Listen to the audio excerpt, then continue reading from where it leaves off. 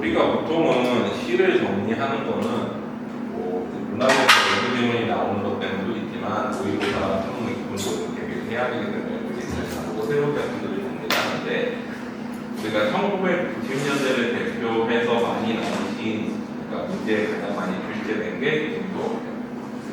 그 다음에 2000년대에는 누구야? 보통은 윤동주가 가장 많이 나왔고 2010년대에는 백석이 많이 나와. 2020년대를 대표하는 어떤 그 트렌드상의 문제 많이 나온 시인은 사실 딱 정해지진 않았는데 지금까지 쭉 추세를 보면 보통 박재상과 신동엽이 제일 많이 나왔어. 그래서 이 두 사람 시를 이제 처음으로 해서 시간 날 때마다 틈틈이 이제 메인 작가들의 작품들을 쭉 다 다뤄줄 거야. 그래서 시를 분석하는 방법을 좀 익히고. 자, 다음 주에 오면은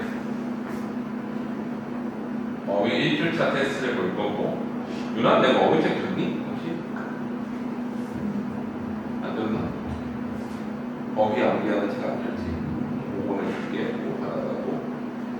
줬지? 내가 서현이 있지? 어휘 1주차부터 다시 시작한다. 다음 주에. 그리고 시조도 1차 테스트 다시 한번 볼게. 근데 시조책을 돌려도 시조책을 암기를 안 해서 그냥 시조를 테스트를 해볼게. 시조가 아, 니네 둘 다 시조책 안 돌렸었나? 아, 잠깐만. 유나 안 돌렸을 거고. 너 안 돌렸었나? 지원이랑? 거의 바로 시조요? 시조. 어떤 거예요? 아, 아니다. 그러면 니는 시조책을 따로 볼게. 시조책 돌리고서 테스트 시작하자. 그 문제에 나오는 선지에 나오는 시조들 있잖아. 그 시조들 다 풀 수 있게끔 시조 웬만한 거 다 정리한 책이거든. 보여줄 테니까 시조책 보고. 그리고 낯선 시를 하나씩 줄 거야. 그러고 여기에 나오는 운율, 심상, 표현, 수사법 이런 거를 다 찾는 연습을 할 거고 만약에 이걸 못하면 따로 남겨가지고 좀 더 정리를 해줄 거야. 그래서 숙제가 어휘 1주차 암기하고 시조책 20개씩 정리해보자. 시조 내가 이따가 줄 테니까 빈칸 채우는데 시조에 대해서 정리하는 거야. 20편씩. 그리고 낯선 질문 테스트 볼 거고. 그래서 다음 주에 이렇게 진행을 할게. 자, 그래서 오늘은 이제 박재상이랑 신동엽을 나갈 건데 사실 윤동주랑 백석 정도는 기본적으로 돼 있어야 돼요. 그래서 대부분의 작품들을 알고 있어야 되는 수준이고 윤동주는 너무 오래돼서 사실 못 나오는 편이니까. 그러니까 사실 이제 보통 대치동이나 분당 쪽에서 국어학원에 다녔다 그러면 고등학교 좀 올라오면 이미 웬만한 작가 작품들 거기다 돼 있는 경우가 많아. 걔네들을 상대로 우리가 모의고사나 수능을 보면 정적을 따내야 되는 거잖아. 물론 거기서도 머리가 좋은 애가 있고 나쁜 애가 있고 잘하는 애가 있고 다른 애가 있지만 배경식은 그냥 기본 베이스가 다 깔려있단 말이야. 우리도 그렇게 비슷하게 해야지. 거기에는 물론 머리 좋은 애들은 또 그거보다 더 잘하고 머리 나쁜 애들은 또 공부한 애들보다 공부 안 한 애들보다 못 볼 수도 있지만 기본 베이스는 똑같이 시작을 하는 게 좋지. 그래서 기본 작가 작품들을 좀 하나하나 다룰 거야. 그래서 일단은 근데 윤동주, 백석 저기 뭐야 서현이는 다뤄줬었지.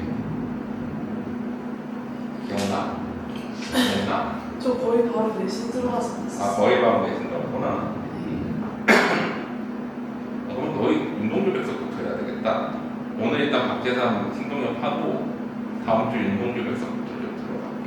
기본 작품들이니까 그거들부터 먼저 돌리고 김소월을 할까 말까? 내신 전까지 할 시간 없을 것 같아서 방학 때 좀 니네 돌릴게. 방학 때 좀 돌려주고 해서 1학년 때 일단 현대제 웬만한 것들은 다 정리를 좀 하고 고전시 일부까지 해가지고 수능 준비를 좀 끝내놓고 2학년 올라가면은 이제 나머지 고전시가 돼 어려운 것들 다 돌리고 그렇게 하면서 가야 돼.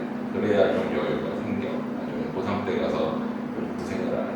고3 때는 할 거 되게 많은데 고3 때 연기 교재만 돌려도 시간이 있단 말이야. 그러면 문법이랑 문학 웬만한 작품들은 고2까지 싹 다 끝내놓고 들어가야 돼 사실. 그래서 오늘은 일단 너무 박재상, 신동엽 위주로 해서 작품을 좀 나갈게. 자, 보자. 거기 근데 니네 중학교 때 배운 시 있지 않냐? 신동엽. 차례 한번 봐봐. 껍데기는 거라 이런 거 배우지 않았어? 저 중학교 안 가서 안 했어요. 그래? 일단 그러면 한번 싹 다 정리를 해볼게. 그래가지고 박재상부터 해가지고 신동엽까지 쭉 정리를 해보자. 박재상은 주로 한해 관련된 시를 많이 쓴 작가인데 박재상이 이제 시를 되게 잘 써. 그래서 이제 20년대에 되게 많이 나오는 거야. 그 전까지도 많이 나오긴 했는데 사실 이제 박재상이 이제 2020년대 들어가지고 특히 많이 나오는 게 전통적인 한해 정서를 현대시로서 표현하는 느낌이 되게 강하다고 해가지고 고아들도 많이 실리고 수능작품 같은 데서도 많이 실리는데 특히 이제 박재상 시를 대표하는 시 하면은 68페이지에 나오는 한 같은 것들이 가장 대표적인데 그 작품부터 한번 먼저 나와봐 볼게요. 68페이지 한번 봐봐. 68페이지에 나오는 한을 먼저 정리할 건데 이걸 한번 읽어봐. 읽어보고 무슨 내용인지 대해서 한번 내가 물어볼 테니까 설명을 해봐. 1분 줄게.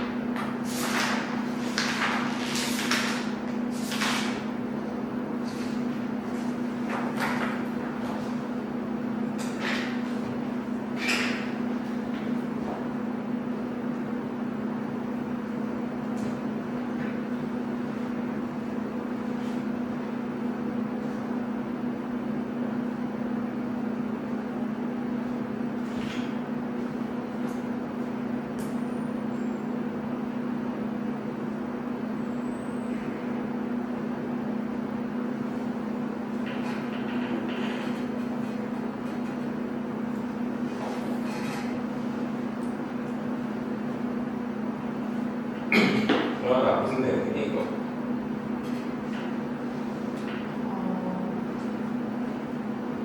슬픈 내용 무슨 내용인데 슬퍼? 나무의 열매를 이제 본인의 마음으로 표현을 해서 비유를 해서 그거를 그 사람을 알아주지 못하는 내용이에요. 그렇지 나의 마음을 알아주고 근데 어떤 식으로 표현했어? 그거 누가 알아주지 못하는 거야? 나의 마음을 그 사람 그 사람은 근데 지금 어떻게 돼 있어? 죽었지 저절로 뻗어간다라고 표현했잖아. 근데 이 작품 제목이 왜 한인 거야? 그만큼 한이 된다는 건데 그냥 사랑하는 사람이 죽어서 슬픈 게 그 정도로 한이 될까? 아니겠지. 여기서 더 한이 되는 이유가 포인트가 두 개가 더 있어. 유나야, 뭐가 포인트일까? 여기서 사랑하는 사람이 죽었는데 왜 한이 될 정도로 슬퍼? 포인트 두 가지 찾아봐. 하나는 모이기 때문에, 또 하나는 모이기. 하나는 나의 입장에서고, 하나는 그 사람의 입장에서고. 뭐가 있어?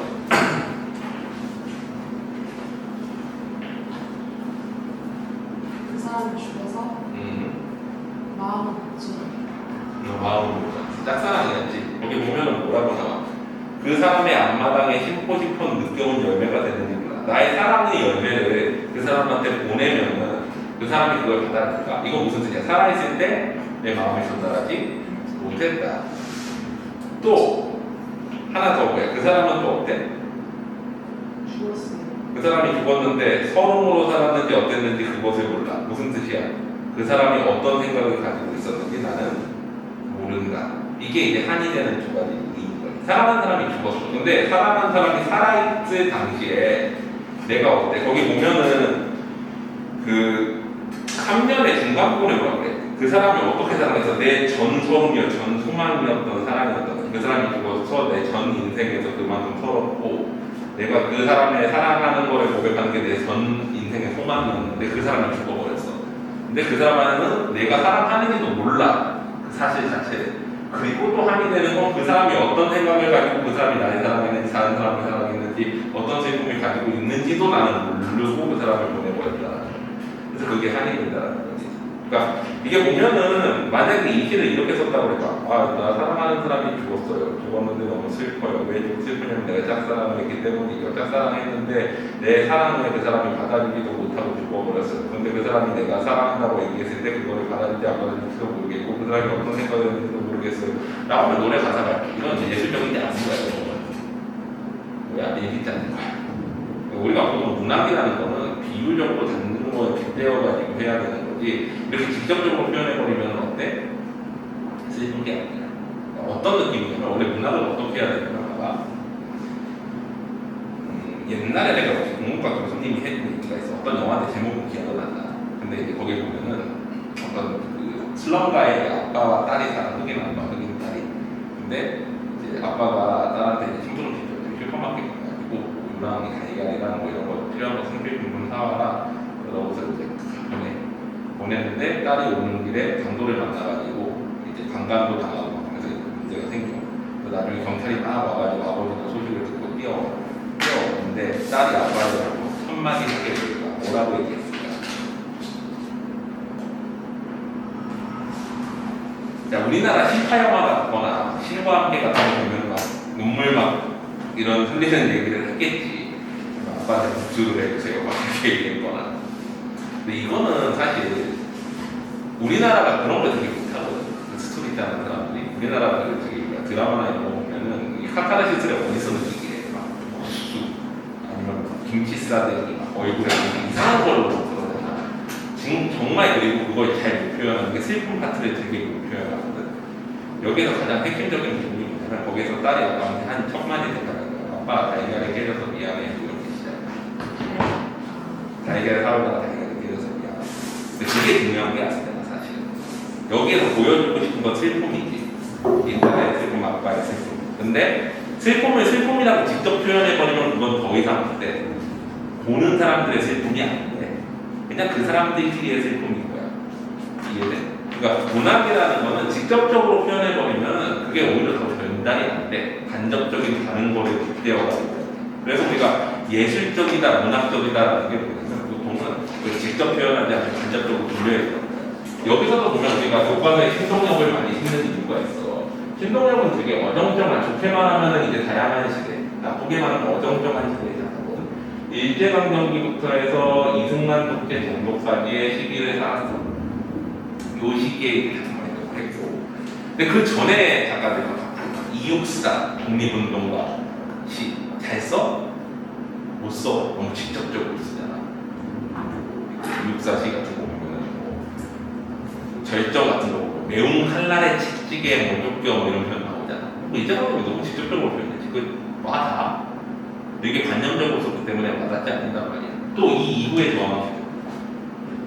그 김지아, 황지우 민주주의여 만세. 민주주의여 너의 이름을 타는 목마름으로 부른다고. 타는 목마름. 너무 직설적이잖아. 와닿아. 특히 요즘 시대 같은 경우 안 와닿아. 뭔 소리인데 민주주의 시대가 그렇게 중요했나? 중요할 수도 있겠지만 안 와닿는 거야. 근데 신동엽은 그래도 비유적으로 썼어. 빗대어가지고 표현을 해. 그래서 예술적이다. 그래서 신동엽이 실린 거야. 다른 저항시 작가들보다 교과서에 많이 실린 이유가 그나마 예술적인 거야. 그렇게 예술적인 거지.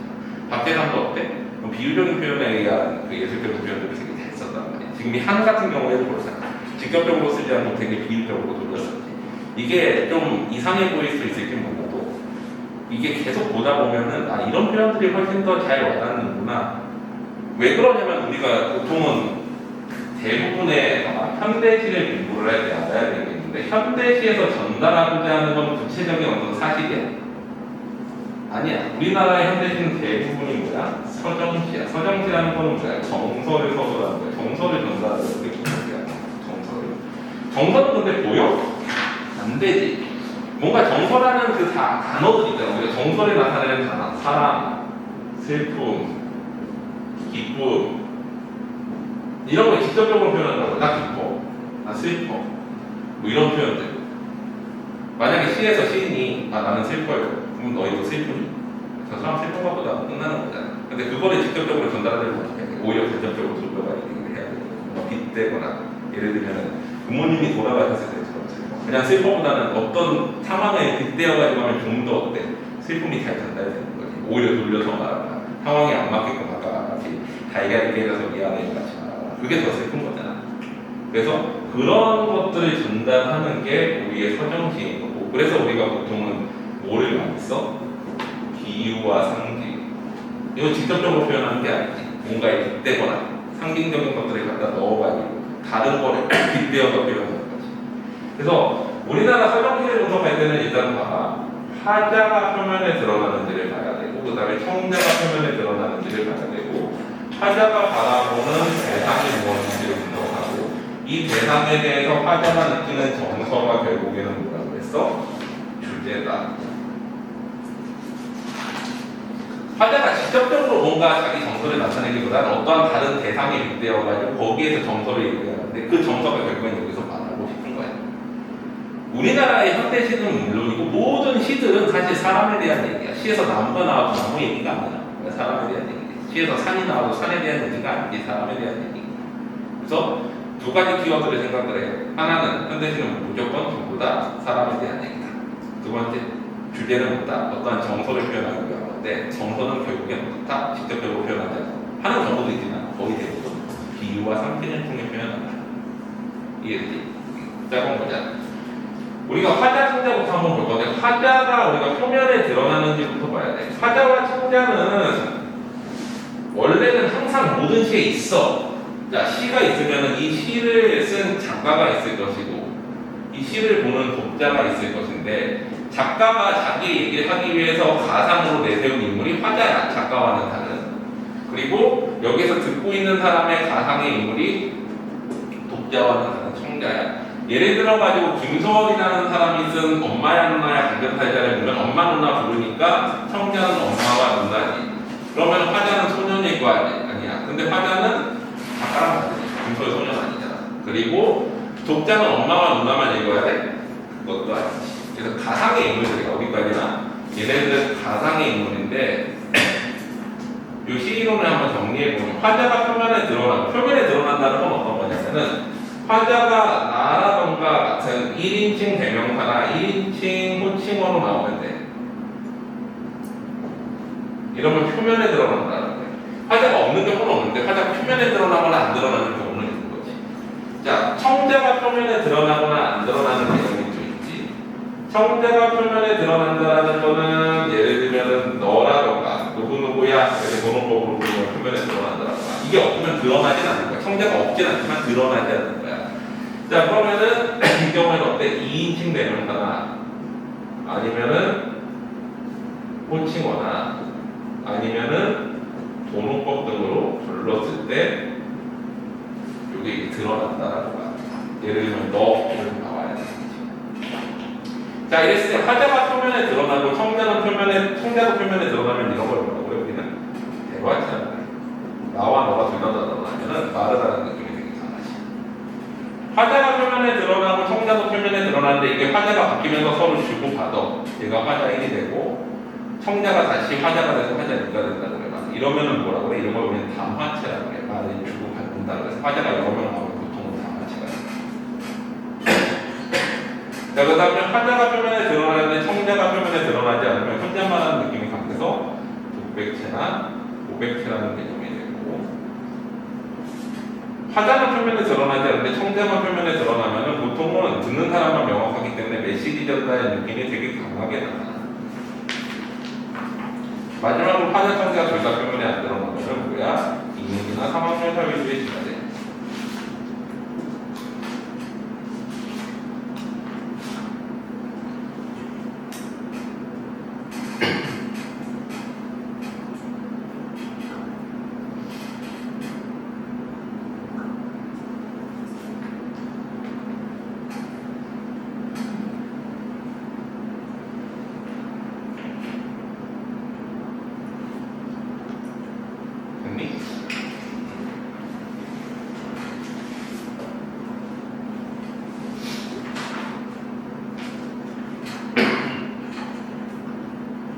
첫 번째 뭐라 쓰신 거예요?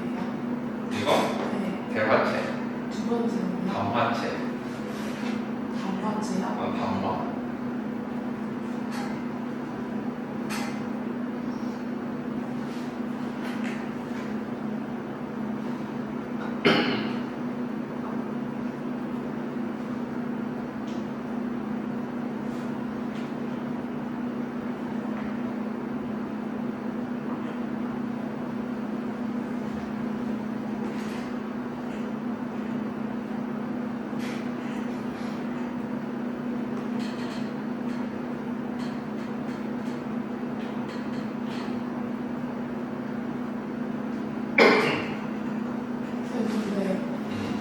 님이라는 단어가 있으면 그거는 청자를 부르는 호칭이면은 청자.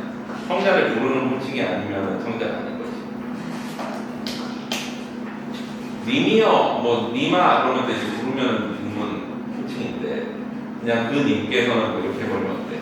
청자가 아닌 거지. 청자가 그러면 아니야.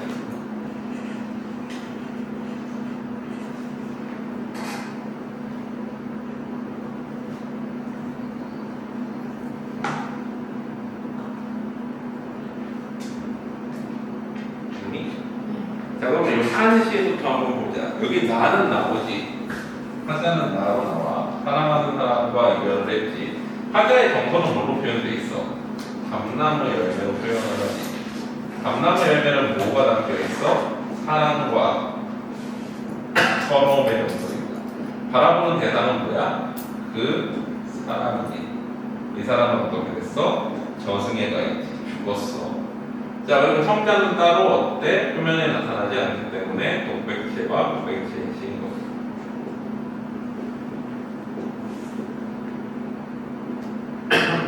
여기까지 이해되겠다. 자, 근데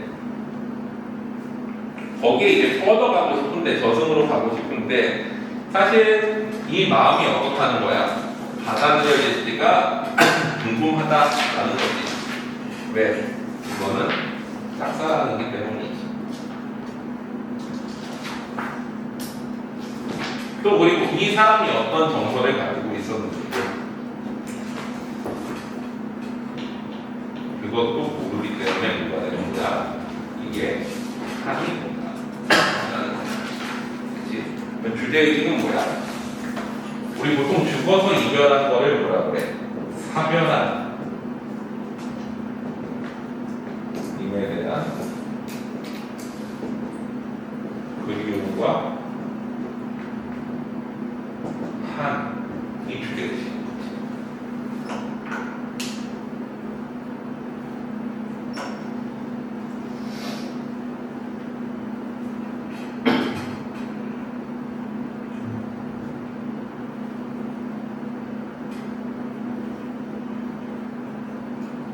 그 책 뒤에 보면 복습지 있다. 그래서 그 빈칸 필기는 그거 보고 하면 돼. 요거는 작품 정리는 그냥 정리해보고 이 작품 개별 작품 정리는 그 책에다 적어놓으면 될 거야.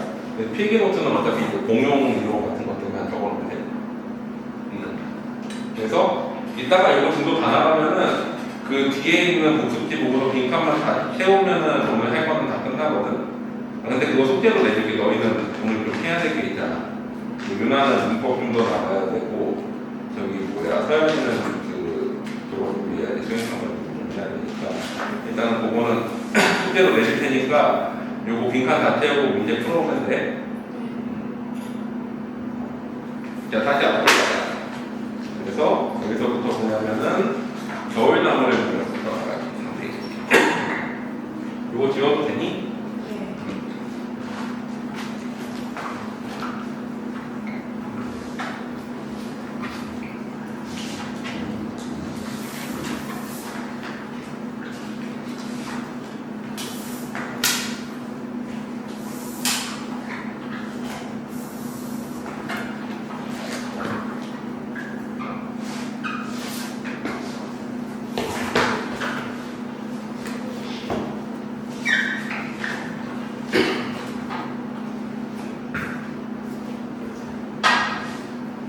자, 근데 겨울나무를 보면 화자 표면에 나오니? 거기 보면은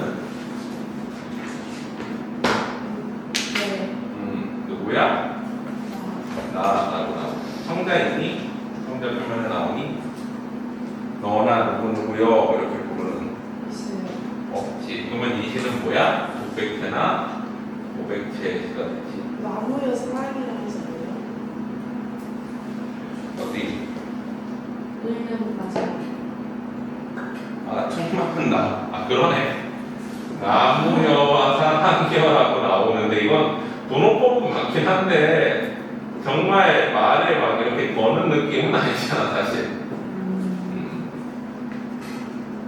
사실 만약에 이렇게 하면 이게 독백체, 무백체이거나 저게 이게 번호법이라고 해서 성경을 보면 이건 뭐가 되는 거야? 대화체인데 좀 대화체 느낌은 아니지. 혼잣말하는 느낌이지. 그냥 그게 분호법이라기보다는 뭐에 가까워?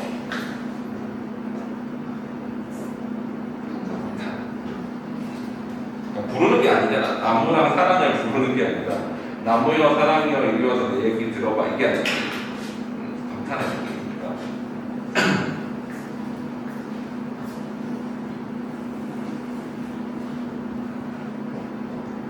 바라보는 대상은 뭐야? 나무지. 나무인데 거기 보면 1년의 나무는 어때? 수풀이 온통 산발을 하고 무성하게 펴있으니까 여름나무라고 봐. 여름나무는 뭐를 상징해? 젊은 날을 상징하고 어떻게 할 수 있어? 거기에 보면 사랑과 그리움에 살았다. 그 다음에 마음 가까운 때는 이렇게 하면서 시간의 경과가 나타나잖아. 그래서 여기에서 시간이 경과해가지고 겨울나무가 되는데 이 겨울나무는 뭐를 상징하는 거야? 마음 가까운 때 이제 라인을 좀 더 먹은 거지. 이거는 이제 성숙한 거고 성숙한 나이에는 뭐가 돼? 거슬거슬 벗어버린다.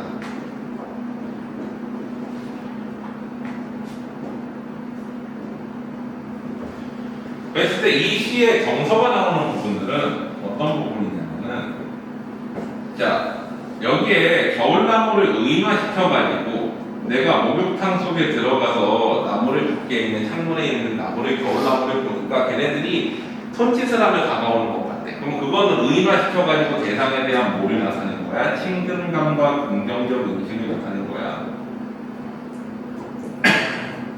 겨울나무에 대한 거지. 근데 왜 목욕탕 아니야? 하필이면 겨울나무는 이파리를 다 벗어버렸지. 화자도 어때? 옷을 벗고 있는 공간은 목욕탕인 거지. 그 책상에서 말아볼 수도 있고 뭐 서재에서 말아볼 수도 있는데 목욕탕은 다 벗고 말아볼 거잖아. 그래서 겨울나무와 나를 뭐하고 있는 거야? 화자를 동일시하는 거지. 화자 나를 동일시하는 거지. 동일시한다는 건 뭐야? 그거 긍정적으로 인식하는 거잖아. 그래서 젊은 날에는 너무 사랑, 그리움 이런 거에 집착해서 방황하며 살았는데 나이가 좀 들고 나니까 이런 것들을 다 어때? 이런 것들을 벗어버리게 됐다라는 거야. 그래서 좀 더 홀가분하게 살게 되었다. 그 모습이 뭐와 동일해? 지금 바라보니까 겨울나무와 동일하네. 그래서 그러한 삶이 좀 더 좋은 것 같아 라고 얘기하고 있는 시가 이 시인 거지. 그래서 그 긍정적 인식을 이런 삶이 더 좋아라고 얘기하지 않고 어때? 나무들이 내게 인사하며 다가오는 것 같은 친근감으로 표현하는 거지. 그래서 주제는 뭐야? 벗을 것을 다 벗어버린 삶.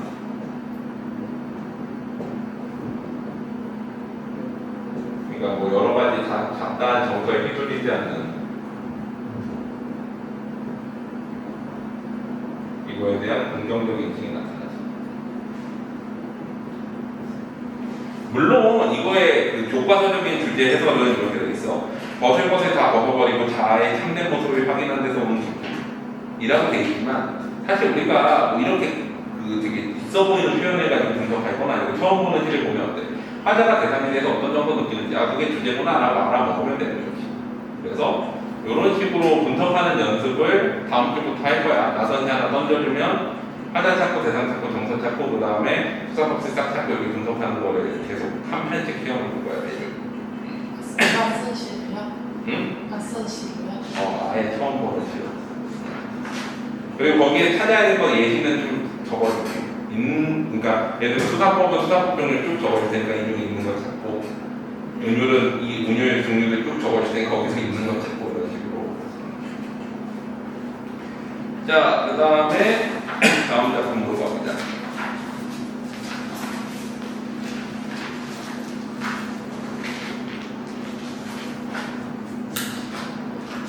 자, 16페이지 예미오르.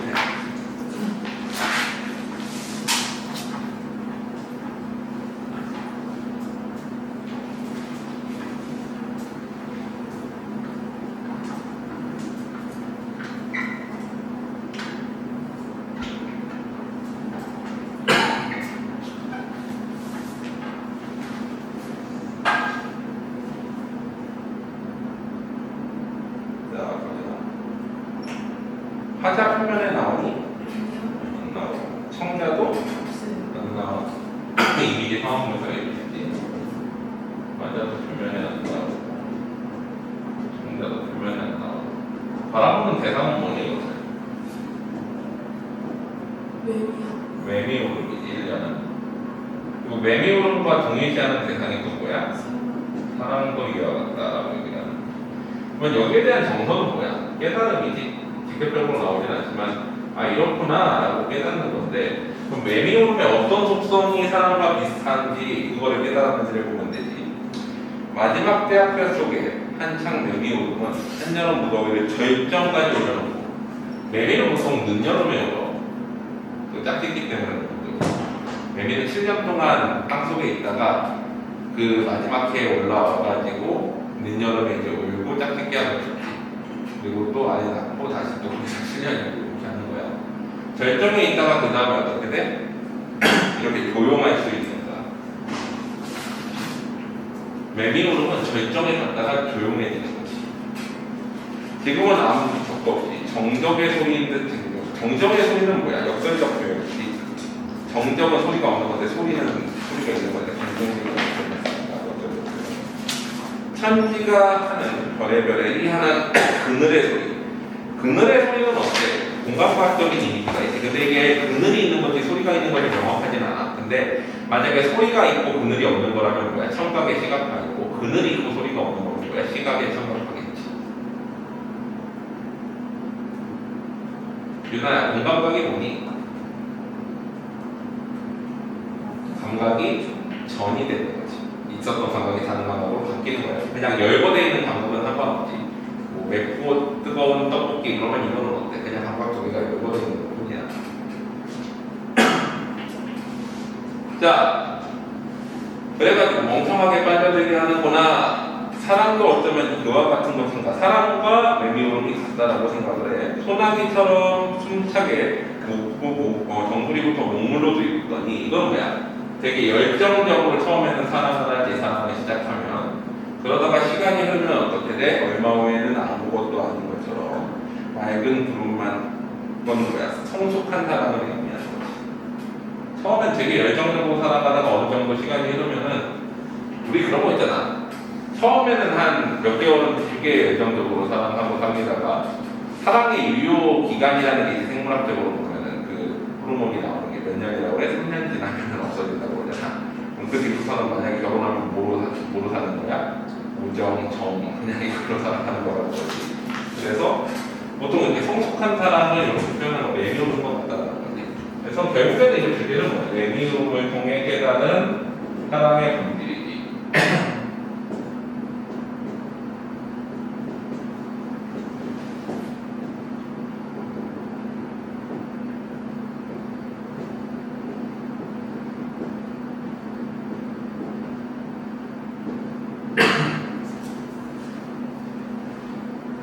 됐지?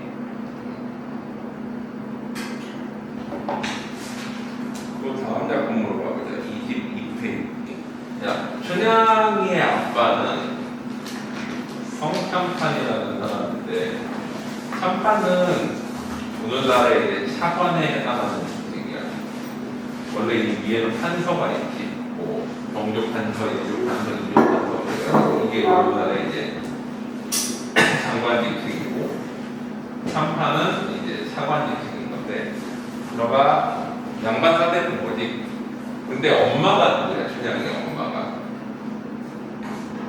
기생 월매라는 사람이야.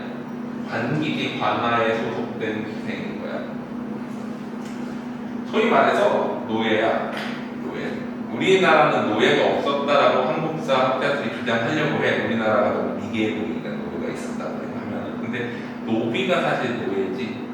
근데 이제 노예라고 안 표현하려고 하는 이유가 노예하는 사람들이 약간 이국노예, 흑인노예를 떠올리니까 그 정도로 가혹하게 다루진 않았지만 어쨌거나 우리나라 노비도 어때? 물건 취급을 했지. 상속할 수 있고, 줄 수 있고, 증여할 수 있고, 공출의 대상 세금으로 국가에서 걷어갈 수 있고, 뭐 이런 노비라는 게 있었어. 그래서 남자 노예를 노, 여자 노예를 비, 그래서 앞에서 노비라고 부르는 거야. 관기는 관아에 속한 기생으로서의 노비인 거지. 그래서 노예야. 일종의 관아에 속해 있고 그 지역을 벗어날 수 없고 관아에서 시키면 해야 돼. 어떻게? 이제 예를 들면 그 고을에 사또가 왔다. 그 사람을 모시기 위해 관아에 딸려 있는 기생인 거야. 관기나. 근데 이 사이에서 이제 딸이 태어났는데 성춘향인 거지. 자, 근데 우리 한국사 공부하면은 일천즉천이라는 말 알지? 엄마 아빠 중에 한쪽이 천인이면 그 자식도 천인이다. 누가 만들었어? 이렇게? 세종이 만들었어. 근데 우리나라가 노비의 나라가 돼버렸잖아. 들어본 적 있어? 세종대왕은 위대한 것들도 되게 많다라고 얘기를 하는데 물론 위대한 사람이야 정말. 근데 그래서 이 국문과에서 되게 위대한 사람으로 보거든. 그리고 실제 논문론이나 이런 거 보면 되게 잘 만들었잖아. 근데 한편으로는 되게 사회주의적이고 유교적인 사람이기도 해. 그래서 세종 때 뭐를 만들었고 한쪽이 천인이면 다 천인이 된다. 그러니까 어떻게 돼? 우리나라의 노비 숫자가 기하급수적으로 늘어나서 평균치로 보면 우리나라는 노비 인구가 거의 3분의 1에 달한다라고 해. 그 노비의 나라라고 그러지. 그 노예 인구가 3분의 1인 거야, 사회에. 사실. 그러니까 거의 뭐 미국 노예제 뭐 이런 거 비판할 것도 안 되는 수준의 나라였던 거지. 다만 노예에 대한 어떤 대우가 미국 노예가 막 채찍질하거나 그 정도는 아니었지만 어쨌거나 물건 취급하는 사람 또 노비가 되려던 이유가 뭐였어? 세금을 안 내는 남한테 속해 있으면 노비는 어떤 느낌이냐면은 내가 주인이면은 그 노비한테 먹을 것도 줘야 되는 그게 있고 의무가 있고 대신에 얘네는 세금 안 내고 내 명령을 무조건 따라야 되는 거야. 머슴이랑 달라. 머슴은 알바생이야. 돈 주고서 부려먹어야 되는 거고. 곰범이라는 소설 봤니? 전문이 결혼하는 전문이랑 결혼하는 거잖아. 몰라? 김유정은 그것도 거기 나온 주인공은 머슴이거든. 알바생 하는 거야. 알바. 근데 어쨌거나 성춘향은 그럼 뭐야? 기생이잖아. 반기지 사실은. 근데 이거 더 뭐해? 나는 기생 아니야. 안 할래. 근데 안 한다고 되는 사회였어. 아니지. 근데 춘향전이 그래서 인기가 있는 거야. 그거는 신분 상승과 어떤 신데렐라의 어떤 꿈을 보여주는 대표적인 이제 소설이거든. 그래서 당시 가장 인기 있었던 판소리야. 판소리 하면은 이거 봐봐. 판소리는 총 몇 마당이 있어? 12마당이 있었어, 조선인데. 그러니까 12가지 이야기 스토리가 있었던 거야. 근데 이 중에서 6마당이 소실돼. 오늘날의 소설로 남아있는 예를 들면 뭐 장기전이나 이런 것들은 원래 12마당에 들어갔던 거라고 봐. 그래서 보통 노래가 있었겠지. 근데 그게 소실되고 소설만 읽고 남아있는, 흔적만 남아있는 거고 6마당 소실되고 나서 조선 후기에 신채연라는 사람이 이거를 그 판소리 하는 유명한 그 사람들 쫓아다니면서 이거를 수록해서 기록문학으로 남겨놔. 그래서 우리가 지금 볼 수 있는 게 6마당이 남아있어, 판소리. 근데 이게 뭐냐? 가장 유명한 게 춘향가. 나중에 이게 뭘로 남아? 춘향전이라는 소설로 남아있지. 그 다음에 신청가. 이게 소설이 된 게 뭐야? 신청전.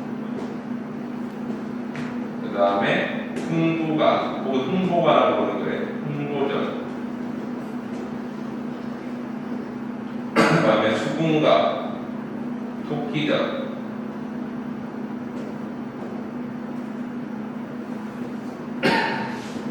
그리고 적벽가. 적벽가는 삼국지 적벽대전 이야기를 판소리로 상상한 거야. 그래서 사실은 소설이 원래 있고 이거 판소리가 된 거지. 나머지 판소리가 있고 소설이 된 거라. 그리고 또 하나가 명강세가인데 이 명강세가는 너무 왜소해졌다고 그래가지고 이제 그 판소리 뭐라 그래 명창들이 안 불렀어 잘. 그래서 이것도 내용은 남아 있는데 뭐가 없어졌어? 노래가 없어짐으로 오늘날에는 이제 판소리 부를 수 있는 거, 노래로 부를 수 있는 게 몇 개뿐이 안 남은 거야.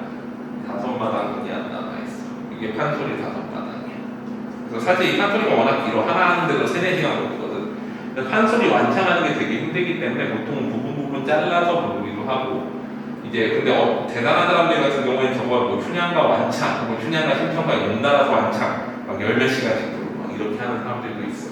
그래서 여기에서 나중에 뭐가 나오냐면 작가라는 게 나와. 어떤 춘향가에서 긴 대목이 사람들이 유독 좋아하는 부분을 잘라가지고 짤막하게 만드는 거래. 그래서 이제 그런 유행가들도 나오고 하는데 가장 작가가 많이 나오는데 사실 춘향가 제일 인기가 많았거든. 왜? 신분 상승의 꿈을 대리만족시켜주는 우리 드라마를 보는 이유가 뭐야? 보통 대리만족인 경우들이 복수를 더글로리 보면 대리인 복수를 해주는 느낌도 들고 막 이런 것들 때문에 그런 거잖아. 그래서 그런 대리만족을 필연적으로 느끼게 해주는 게 이 춘향전이거든. 그러니까 원래 기생 딸인데 그럼 기생이다. 자기가 기생이 아니라고 주장을 해. 그리고 밑에 누구도 있어? 또 시비도 있어. 노예라는 뜻이지. 시는 시중부는 여자 노예가 되잖아. 그래서 뭐야? 향단이라는 시비도 있을 정도로 자기는 이제 사대부 자제다라고 주장을 하는 성춘향이라는 사람, 당시 사회에서 보면 말도 안 되는 직업을 하고 있는 이 사람을 누가 이몽룡이라는 사람이 그네 타는 거 보고 한눈에 반해서 고백을 하는 거지. 이몽룡은 누구의 아들이야? 남원이 큰 동네지. 여기에 이제 사도로 부임한 사람의 아들인 이몽룡이 사랑을 하게 되고, 이 사람의 이제 노비로는 누가 있는 거야? 강자라는 사람이 있지.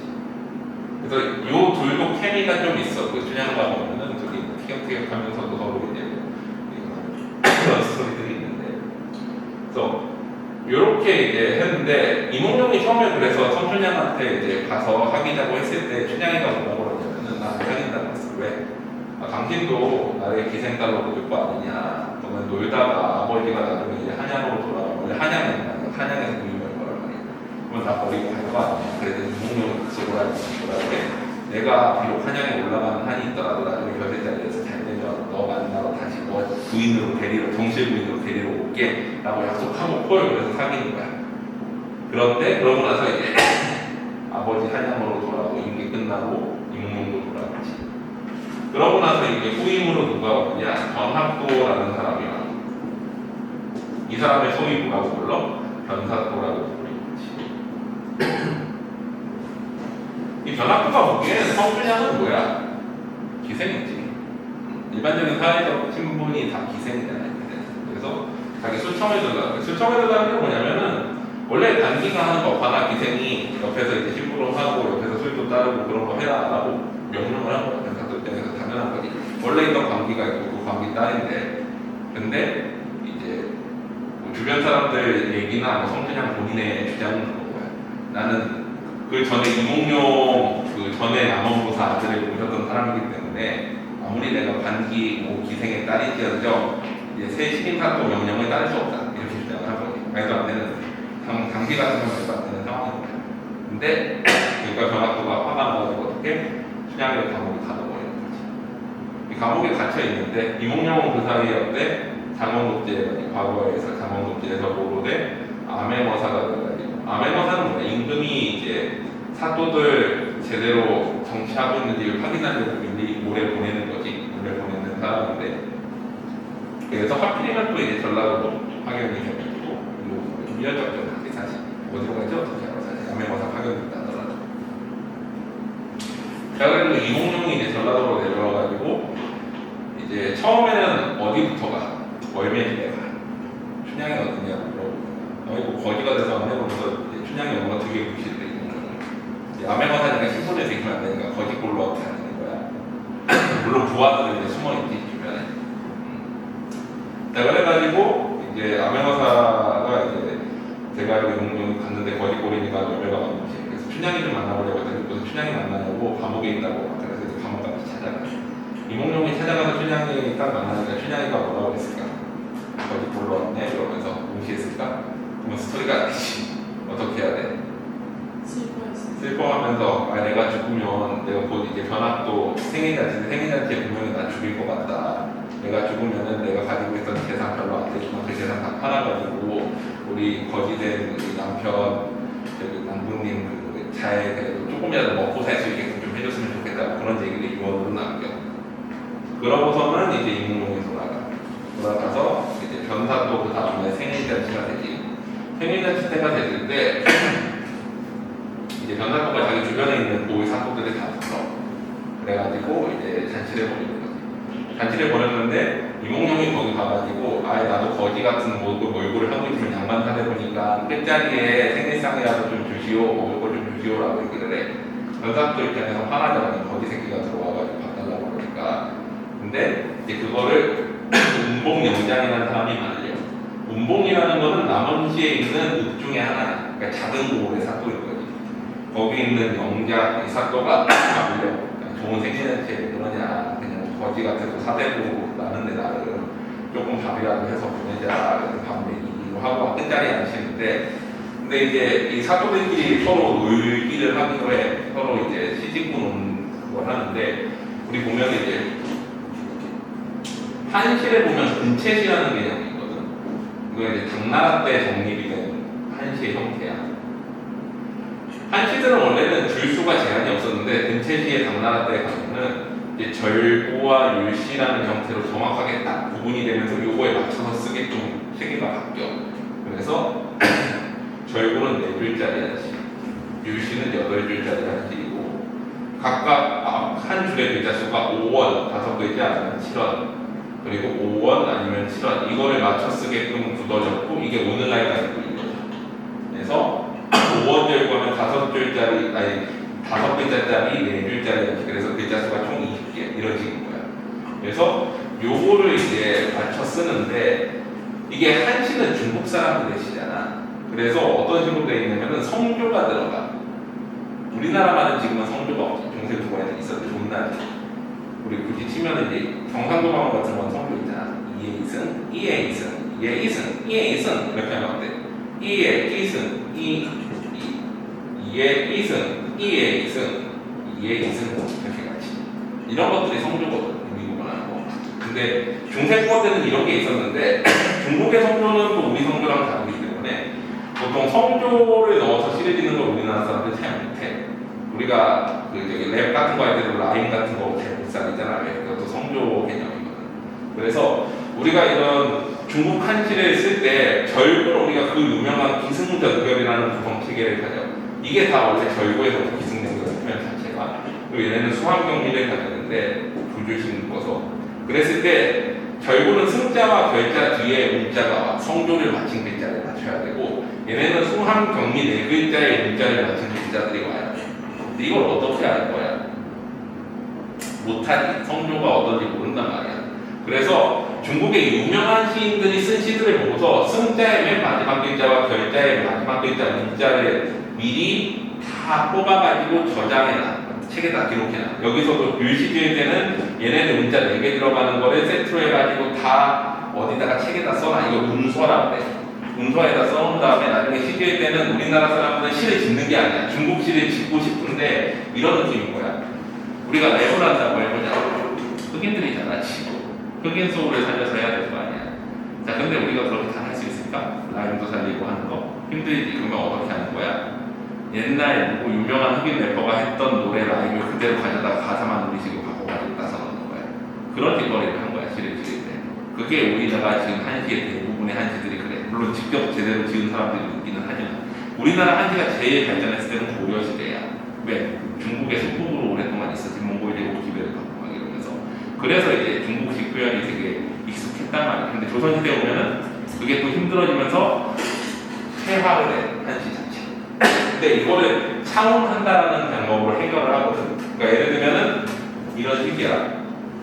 절구를 짓는데, 예를 들면은 문자가 옛날에 한시 지었던 사람들 문자가 고자와 고자를 썼다. 그러면 요거를 맞춰서 나머지 걸 짓는 거야. 그래서 운봉명장이 우리 심심한데 우리 사또들끼리 시 짓는 내기나 한번 해봅시다. 그러고서 내가 차원을 한번 해가지고 문자를 불러줄 테니까 여기에 맞춰서 가장 먼저 짓는 사람이 이기는 거요 해가지고 짓기를 하는데, 이몽룡이 자기도 한번 해보겠소. 근데 얘 자원업자 출신이니까 잘하지. 딱 불러주자마자 바로 시를 지어. 어떻게 지어? 금준미주 천인혈 관가요 만성고 총문학시 민문학 가성고처 원성고 이렇게 두 글자 맞춘 거예요. 그러니까 남들이 써놨던 거에다 그냥 짜깁기 하는 거지. 어떤 느낌인지 알겠지. 그래서 대부분의 조선시대 한시는 이렇게 되었어. 차분을 해가지고 중국 사람들이 먼저 지어놓은 문자를 가져다가 나머지 걸 맞추는 거야. 그래서 요거는 나중에 많이 나오는 개념이야. 우리가 고전시 갈 때 어차피 알아야 되는 개념이니까 좀 알아도. 그래서 이렇게 지었는데 이 내용이 뭐야? 금준, 금으로 된 출동이 아름다운 술은 천 사람의 피였고요. 백성들의 피를 짜내서 만든 출동이고, 옥반가요. 옥쟁반의 아리따운 안주는 만성고, 만백성의 기름을 짜내서 만드는 안주구나. 뭐야? 다 착취해서 이 생애잔치를 하고 있다는 거니 백성들의 세금을. 총로, 촛불 눈물 떨어질 때 백성 눈물 떨어지고, 옛날에 잔치할 때 촛불을 많이 했는데 촛불이 되게 비쌌단 말이야. 그러니까 이거를 또 하기 위해서 착취를 많이 했겠지. 그래서 촛불 눈물 떨어질 때 백성 눈물도 떨어지고, 가성부터 노랫소리 높은 곳에 원성 소리도 높았더라. 이거 무슨 뜻이야? 너 이렇게 백성 착취해서 잔치해? 너 이제 죽어봐. 이런 뜻이잖아. 아멜머사님이 신분을 숨기고 있다가 은근슬쩍 시를 쓰면서 밝히고 던져놓고 나왔는데, 이거를 전사도는 보고서도 몰라보고 운봉정장이 알고서는 얘는 도망가 줄게. 아멜머사고 있는데? 라고 생각을 하면서. 그러고 이제 아멜머사가 출도를 하지. 아멜머사 출도라고 그러지, 보통. 그래가지고 이제 아멜머사가 딱 쳐들어와서 이제 전사도 사로잡고 공고파직 한다는 거지. 공고라는 건 뭐야? 아멜머사가 들어와서 보통 복간을 먼저 공해. 왜? 더 이상 이 겨드라치가 재산 빼돌리거나 할 수 없게끔 복간을 공하고 파직, 직분을 파한다. 공고파직 해버리고, 그 다음에 얘는 서울로 앞서면서 올려보내고, 이제 춘향이 감옥에 갇힌 거를 끌어내가지고, 이제 자기인 거 신분 안 밝히고, 너 내 수청 들래? 변사또랑 하면, 변사또가 요구했던 거랑 똑같이 요구를 해. 그랬더니 성춘향이 화가 나가지고 욕을 하지. 내려오는 그 사또마다 하나하나 이런 다 변사가 욕을 하니까 이제 내 수청 안 듣는다고 그래서 이제 자기 신분을 밝히니까, 이제 춘향이가 수수하면서 우리 당군님이구나 라고 행복하게 이제 서울로 올라가서 임금님한테 보고하니까 임금님이 춘향이 너 정렬부인 줄게. 이거 뭐야? 사대부 여의부 인정을 해준 거지. 신분 상승이 되는 거야. 그래서 이 신분 상승 스토리이기 때문에 이 반전 요소, 그 다음에 이제 자기 본 모습을 숨기는 어떤 그런 요소들, 그 다음에 이제 신분 상승 요소, 이런 것들 때문에 제일 인기가 있었던 스토리인 거지. 이해돼? 이게 춘향전이 이제 핵심적인 내용들을 정리해보면 이래. 그래서 사실 이게 사랑 이야기도 사랑 이야기지만 이 신분 상승 이야기가 되게 커. 우리는 보통 요즘은 그 신분 상승 이야기를 잘 안 꺼내는데, 또 교과서 같은 데서는 좀 요새는 신분 상승 방식으로 많이 가르치기도 해. 왜 그러냐면 이 조선시대 사회의 어떤 봉건 사회의 폐단을 해결하기 위한 어떤 모습으로서 보기도 하거든. 여기까지 괜찮지? 지워도 돼? 네. 자, 그러면 이제 수정 가자.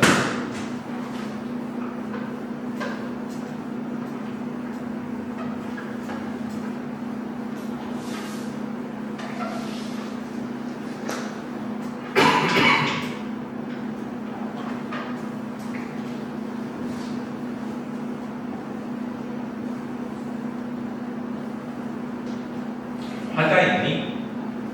화자가 춘향가에 수정가에.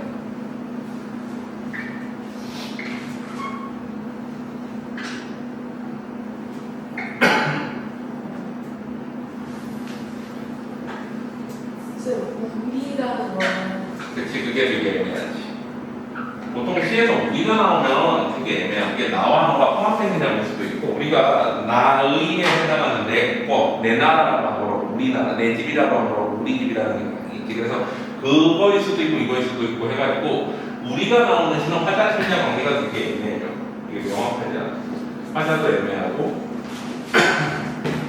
성자도 애매해요. 왜? 우리라는 표현이 나오거든요. 바라보는 대상은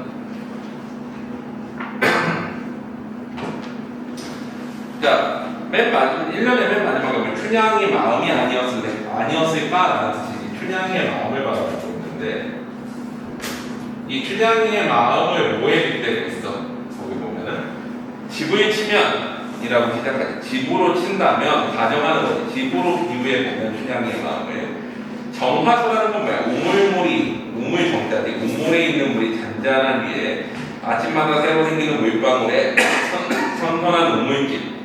그러니까 춘향이의 마음은 우물이 있는 집과 같았다라고 비유를 한 거야. 두 가지 의미가 있는데, 우리 우물에서 정화수를 떠놓고서 뭐를 해? 기도를 드린다라고 그러거든, 옛날 사람들은 산신령한테. 그래서 이제 이거는 뭐야? 이몽룡이 빨리 돌아오게 해주세요라는 어떤 기도를 드리는 이미지도 있고, 두 번째는 깨끗하고 순수한 이미지. 우물물은 깨끗하잖아.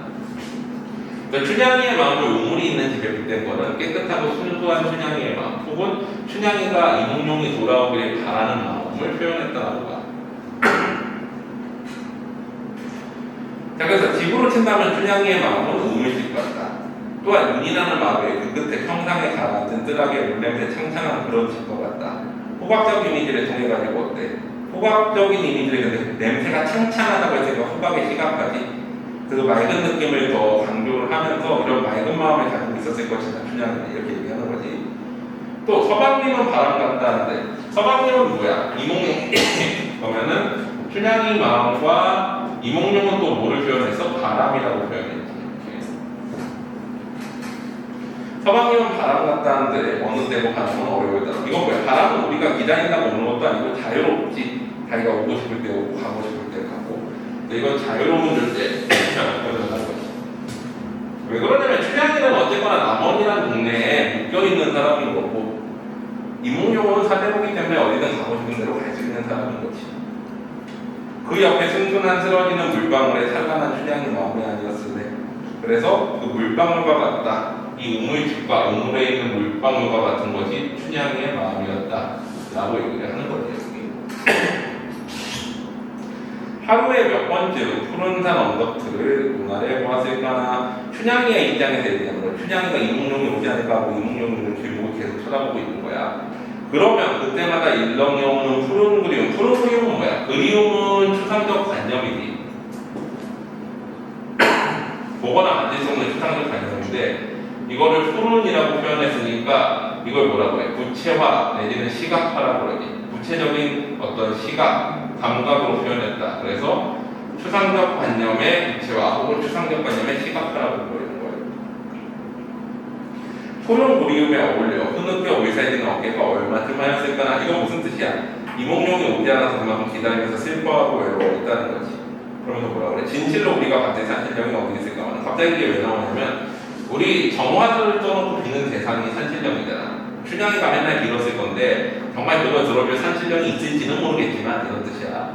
그러지만 산과 언덕 만리 같은 물살을 부어보는, 즉 뭐야? 이몽룡이 오기를 기다리면서 계속 이렇게 쳐다보고 있는 춘향이는 바람은 이몽룡이었지. 이몽룡과 잘 어울리는 수정빛. 수정은 이제 맑은 도덕이잖아. 근데 이걸 마음을 또 수정해 빗대었지. 물방울과 더불어 춘향이의 마음을. 이런 수정빛 마음을 가진 임자라는 거는 조선시대의 부부끼리 부르는 호칭이지. 그래서 어때? 서로 잘 어울리는 두 부이다, 한 쌍이다 라고 얘기를 하고 있는 거야. 그러면 여기서 화자가 느끼는 거는 이러한 춘향이 마음에 대한 뭐야? 공감이지. 공감이면 어때? 화자의 정서와 춘향이의 정서가 일치한다는 뜻이잖아. 그러면 주제는 뭐야? 춘향이의 마음을 그대로 쓰면 되지. 이몽룡에 대한 사랑과 그리움이지.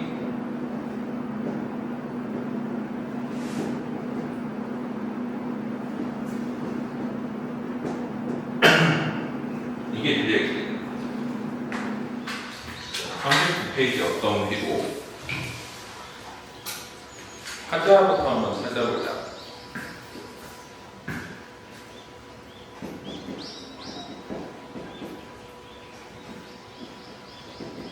유나야, 화자 청자 거기 누구 나오니?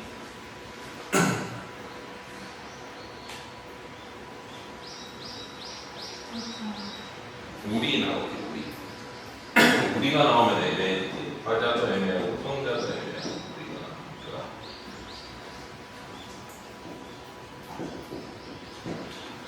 바라보는 대상은 어머니를 바라보고 있지. 어머니는 거기 보면 장사를 하고 있는 걸로 나와. 이 뒤에 보면 추억에서라는 시가 또 나오는데 거기도 이제 생선장사하는 어머니에 대한 어떤 추억, 가난했던 어린 시절 세상도 이렇게 나오는데 두 시가 되게 유사한데 새벽 서리길 밟으며 이건 뭐야? 그만큼 일찍 나간 거지. 어머니는 장사를 나가셨다가 촉촉한 밤이슬을 려들면서 자, 장사를 되게 오랫동안 하지. 이거 뭐야? 가난하고 먹고 살기 힘든 상황인 거지. 어머니가 장사를 하지만 가난한 상황인 거야. 우리머리 밭으로 돌아오셨다. 선반에는 꿀단지가 채워져 있기는커녕 먼지만 부옇게 쌓여있는데 이 가난을 뭘로 표현했어? 먼지. 이거와 대비되는 게 꿀단지. 그래서 이 대비를 통해서 가난을 부각하지.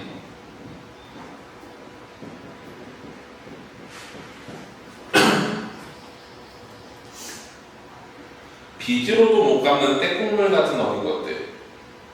이용학이라는 사람의 시에 보면은 거기에 뭐라고 하냐면은 송아지라도 태어나면은 파라라도 먹지 또 애가 태어나면 어떡하란 말이고 이런 내용이 나와. 애기는 팔아서 빚도 못 갚는데 송아지는 팔면 빚을 갚을 수 있잖아. 그래서 그런 표현을 쓴 거야. 빚으로도 못 갚는 때국물 같은 어린 것들. 우리 자식들을 키우느라 고생을 했다고 이렇게 표현하는 거지.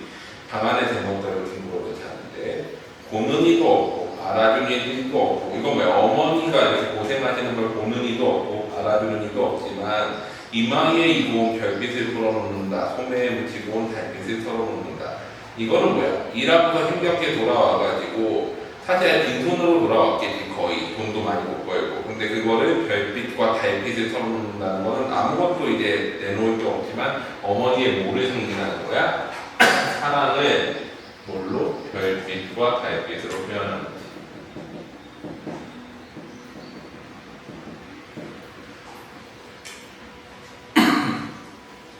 그래서 정서는 회상을 하고 있지. 회상을 하는데 회상하면서 어머니에 대한 그리움을 느끼는 거니까 어머니의 사랑에 대한 그리움이 주제의식이 되겠지.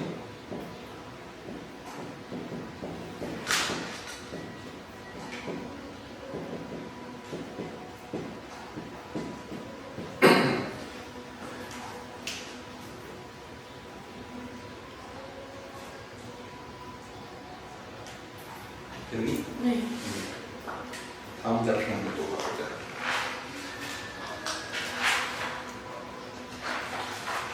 무릎이 타는 가해가 45페이지.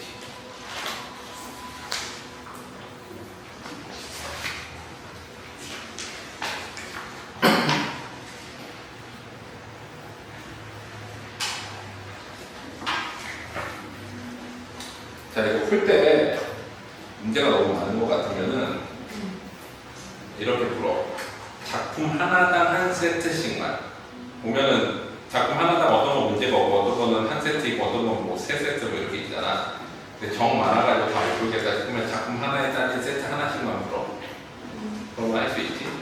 한 세트가 어느 정도인가? 거기 보면은 예를 들면 울음이 타는 가해방 그 이게 내용이 있고 그 뒤에 보면은 이제 어떻게 돼? 1에서 3 이렇게 한 세트 있잖아. 네. 그게 한 세트야. 네. 아, 여기 1에서 2, 여기 한 세트. 이 정도면 표현하지. 네. 가능하면 다 풀어오면 좋겠는데 안 되면 한 세트씩만이라도 풀어. 네. 이해되지?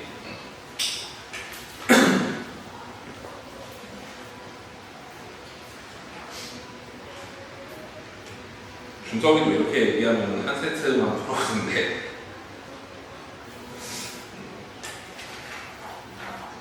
자, 오르비 타는 가게가 자, 화자 누구니? 나요. 나. 성자는 너. 너. 사실 대화체가 돼야 되잖아. 근데 대화체 느낌은 딱 3면에서만 나고 나머지는 별로 대화체 느낌은 안 나긴 해.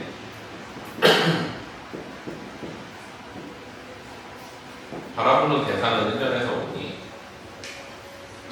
친구의 사랑. 서러운 사랑 이야기지.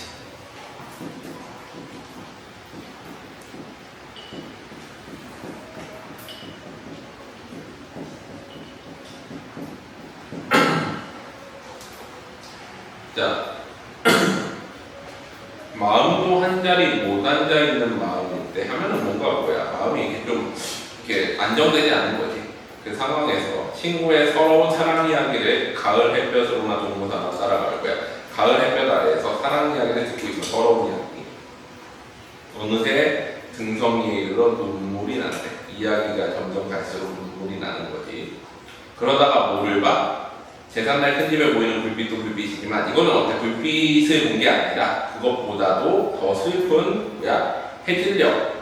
원래 무릎이 타는 가해강이라고 되어 있는데 원래는 뭐가 타겠어? 석양이 타는 가해강이지. 그러니까 시각을 뭐로 표현한 거야? 청각으로 바꾸는 시각의 청각화야. 공감각서였지. 그래서 해질녘에 무릎이 타는 가해강 사실은 석양이 타는 가해강인데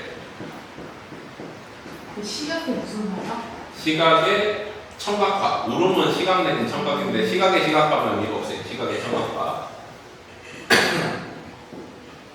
근데 이 석양이 타는 가해강은 뭐보다 더 슬퍼? 제삿날 불빛, 제삿집 불빛보다 더 슬프고, 또 뒤에 보면 친구의 서러운 사랑 이야기보다도 더 슬픈 게 석양이 타는 가을강이다로 나와.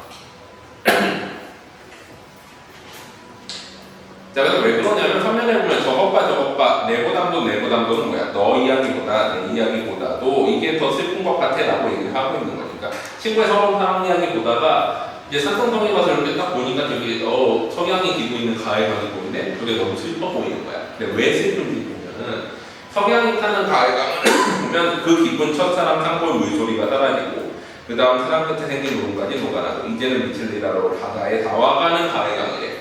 이거는 뭐야? 이 가을강은 인생과 같다라는 거지.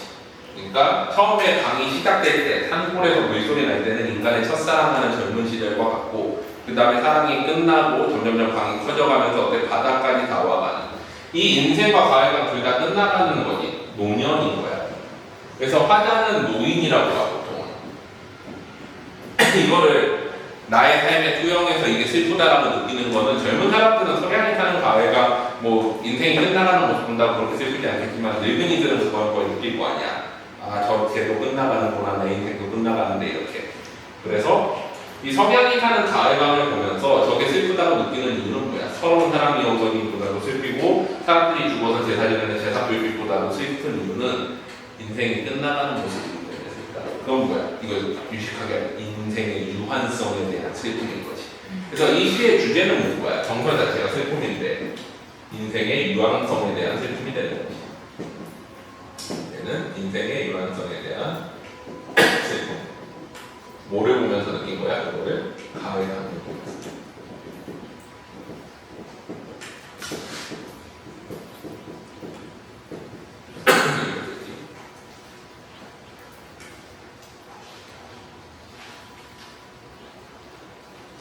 근데 이거는 비유법이에요?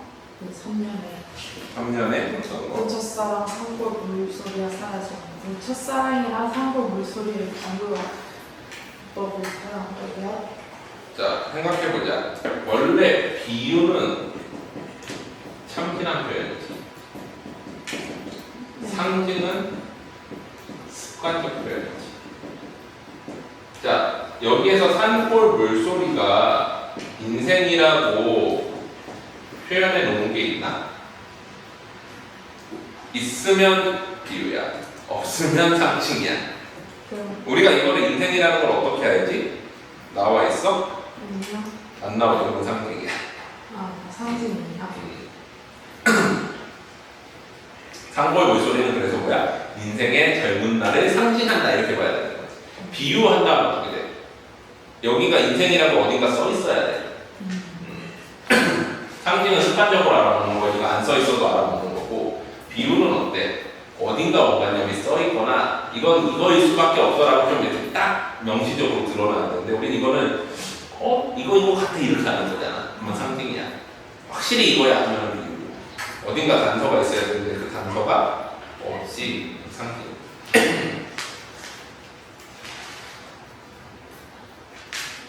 됐니? 네. 오케이, 다음 작품 51페이지 추억에서.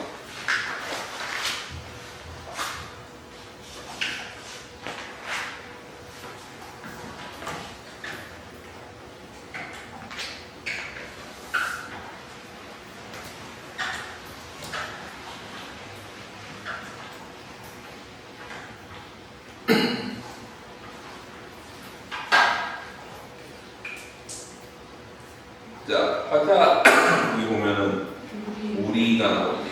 애매해지지.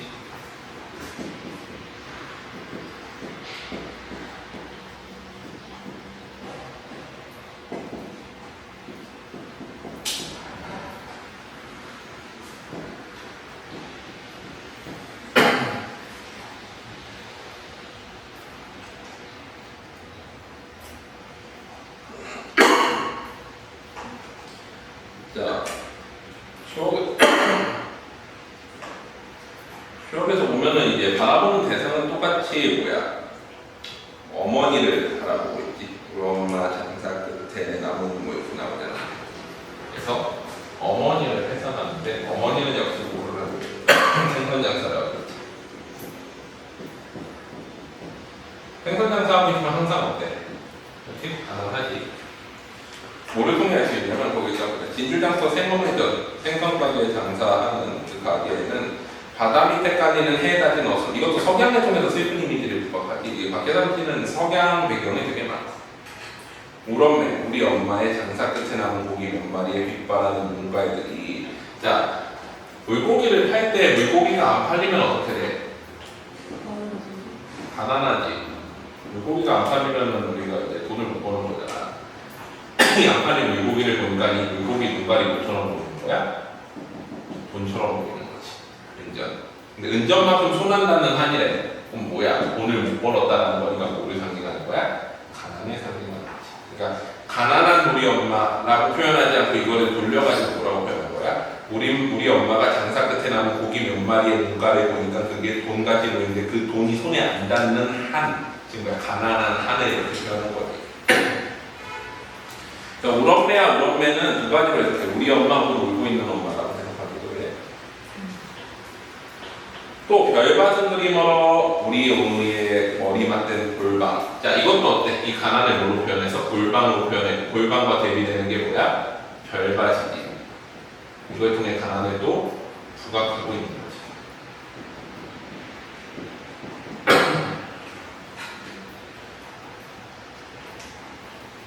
별받은 그림으로 우리 온우의 머리 맞댄 골방 안 돼요. 손시리게 떨던가 손시리게 떨던가 손시리게 떤다는 건 촉각적인 이미지를 통해서 가난을 강조해주지.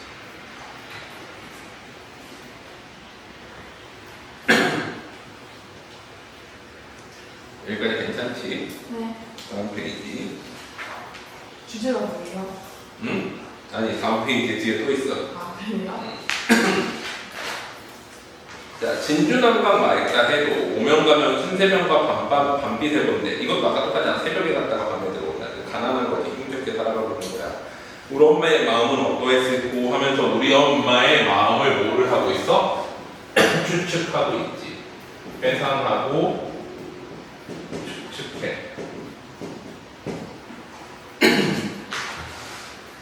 달빛 받은 옹기전의 옹기들 같이 말없이 글썽이고 반짝인다. 옹기들은 어때? 장독대에 있는 그릇들 반짝반짝하잖아. 그래서 이제 눈물이 반짝반짝하는 걸 이렇게 표현한 거지.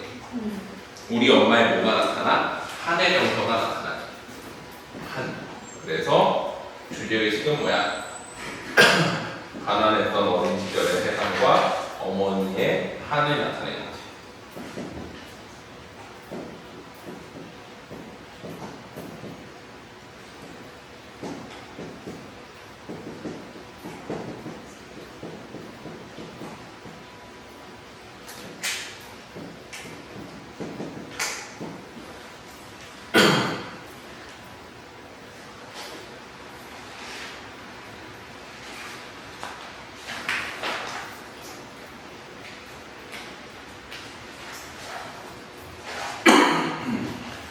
자, 그 다음은 한이고 한은 넘어가자 했으니까 그 다음에 홍보부산 82페이지.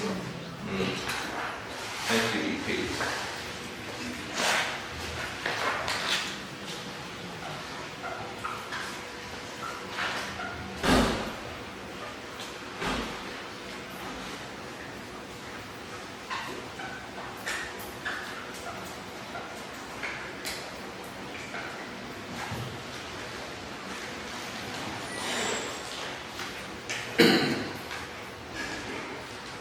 자, 홍보점은 알지래요. 네. 제비다리 고쳐주고 이제 그 제비가 박심으로 와서 박이 자라가지고 이제 그 박을 이제 자르려고 하는 상황인데 흥보부부상이라는 거는 흥보부부의 모습이라는 뜻이 상이라는 건 모습 상자잖아.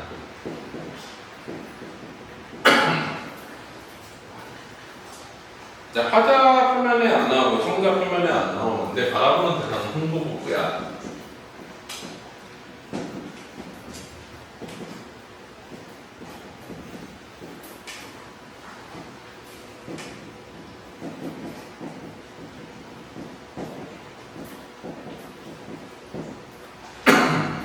자, 근데 이 흥보부부에 대해서 뭐라고 표현해? 흥보부부가 박덩이를 사이하고 가르기 전에 건넨 웃음살을 헤아려보아라. 생각해보라는 거지. 서로 웃고 있지. 이거는 뭐를 의미해? 서로 간의 신뢰와 사랑 뭐 이런 거를 나타내는 거지. 자, 금이 문제니 현동병이 사기 문제니 이건 무슨 뜻이냐면 우리 뭐 이런 말 있잖아. 야, 돈이 문제냐? 뭐가 문제지? 이거 무슨 뜻이야? 돈이 중요한 게 아니라는 뜻이잖아. 그래서 여기서 금이 문제니 현동병이 사기 문제니는 뭐야? 금이 중요한 것도 아니고 현동병이 사기 중요한 것도 아니고 사실 이게 처음 밥을 탈 때는 여기 타가지고 금 나오겠네 이렇게 알고 타고 있는 게 아니잖아. 배고파가지고 이제 뭐라도 해먹자 하고 이렇게 타고 있는데 그 가난한 상황에서도 어때? 서로 웃으면서 신뢰하고 사랑하는 그 모습이 문제다라는 건 문제가 프로그램이 아니라 뭐야? 중요한 것이다라는 뜻이지. 그래서 이 여기서 정서는 문제다라는 걸로 표현했는데 이 문제라는 거는 이걸 뭐야? 중요한 것이다. 이 흥분은 뭐를 상징하냐면 가난한 서민들을 상징하는데 이 가난한 서민들이 서로 간의 사랑으로 이 가난을 극복하는 것이 중요한 것이다 라고 얘기하고 싶은 거를 이렇게 표현한 거야. 이해되지? 경제적인 어떤 뭐 부유가 중요한 게 아니라 풍요로움이. 자, 이렇게 서로 신뢰하고 사랑하면서 살아가면 없는 떡방아 소리도 있는 듯 드러내고 이제 떡을 만들 때 이제 소리가 나는 거잖아. 그러니까 뭔가 이제 음식을 만드는 소리가 안 나더라도 그 음식을 만드는 소리가 들리는 것처럼 어때? 가난하지만 부유하게 느껴지고 손발 가는 처지끼리 같이 웃어 비추던 거울면은 뭐야? 서로 마주보고 웃고 있으니까 거울처럼 비춰진다는 거지. 웃다가 서로 불쌍해 서로 구슬을 나누었지. 자, 이 구슬은 뭐야? 눈물이지. 이거 상징이니 비유니? 상징인가? 근데 이런 건 비유라고 해. 왜 그러냐면은 상징이라는 건 봐봐. 습관적이라서 어딘가 원관념이 없는 것도 있지만 상징은 여러 가지로 나올 수 있어야 돼. 그러니까 이게 이거로도 해석되고 이거로도 해석되고 이거로도 해석돼야 되는데 이건 구슬은 원관념은 안 나왔지만 누가 봐도 뭐야? 눈물이잖아. 이런 거는 무슨 비유가 봐. 그러니까 보통 우리가 원관념이 안 드러나면 상징이라고 하는 이유는 이게 여러 가지 해석 요소가 나와서 상징이라는 거야. 우리 이런 거 얘기했잖아. 십자가는 상징인 이유가 뭐야? 십자가 붙어있으면 보통은 교회이지만 모도돼, 병원도 되고 성당도 되고 이런 게 상징인 거야. 이해되지? 그러니까 원관념이 안 나타났다는 거는 이게 습관적이라는 건 다른 말로 하면 습관은 여러 가지가 나올 수가 있는 거야. 어떤 그게 있을 때 이게 여러 가지로 해석될 여지가 있는 걸 상징이라고 하고 원관념이 안 드러나더라도 이건 누가 봐도 이거다라고 하면은 그건 비유야. 이게 이렇게 생각하면 돼. 음성상징어 계열이 있지. 음성상징어가 뭐야? 의성어 계열이잖아. 근데 얘는 분명 상징이라고 그러는데 어디에 들어가 있어? 비유에 들어가 있어. 의성어 계열. 왜 그러냐면 생각을 해봐. 삐약삐약. 누가 봐도 병아리지. 짹짹. 뭔가 세겠지 참새나. 그래서 그런 거는 습관적으로 쓰기 때문에 상징에 가깝지만 무조건 이건 이걸 뜻하는 거야 해당하기 때문에 다양성의 해석 여지가 없어서 보통 비유에 들어가는 거야. 이해되지? 이게 모의고사 문제에 나와서 비유적 표현을 쓴다거나 그게 맞는 거예요? 비유적 표현을 통해 뭐를 하고 있다 이렇게 하는 게 맞는 거지. 비유적 표현을 통해서 근데 비유와 상징의 정의에 대해서 정확하게 딱 이렇게 나눠서 물어보진 않았어 모의고사 문제가. 근데 이게 비유구나 상징이구나 대충 알고 있으면은 뭐 어떤 이런 표현도 많이 써. 빗대어서 이렇게 애매할 때 비유 상징을 정확히 물어봐서 이거 구분해라 이렇게 문제는 잘 안 나고 뭘 빗대어서 그러면 상징도 비유도 다 빗대는 거잖아. 그래서 뭐 부부간의 사랑을 구슬에 빗대어 가지고 부각하고 있다. 뭐 이런 표현은 어때? 이게 맞는 거지. 비유 상징주의가 되니까. 이해되지?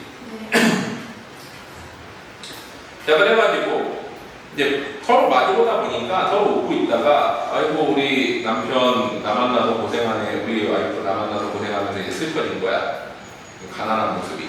그래서 절로 오면 얼굴 면사리, 얼굴에 온 구슬까지 서로 부끄러우며 먼 물살 가다가 소소다서 반짝이거든. 이제 그게 부끄러워가지고 어때? 다시 웃음을 지었다고 해보자. 그게 문제다. 뭐야? 중요한 거다. 서로 간의 신뢰와 사랑으로 이걸 극복하는 거. 그래서 주제는 뭐야? 어떤 서로 간의 사랑으로 하나의 극복하는 것에 중요성에 대해서 얘기하는 거지.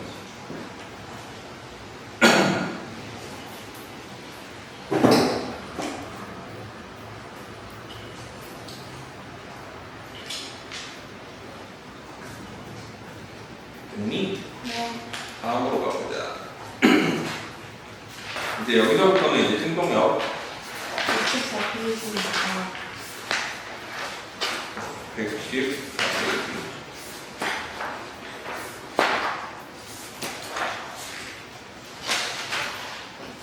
신동엽은 주로 이제 저항시, 현실 참여시, 현실을 비판하고 뭔가 저항하는 그런 류의 시를 많이 썼어. 신동엽의 그 어떤 성격을 정의해보면 딱 세 가지로 볼 수 있는데, 반외세, 외국 세력의 개입을 되게 극도로 싫어했고, 그래서 여기 이 외세에 해당하는 게 뭐 중국, 일본, 미국 이런 나라를 되게 싫어했고, 그 다음에 반봉건, 이거는 뭐야? 평등주의를 추구한 거지.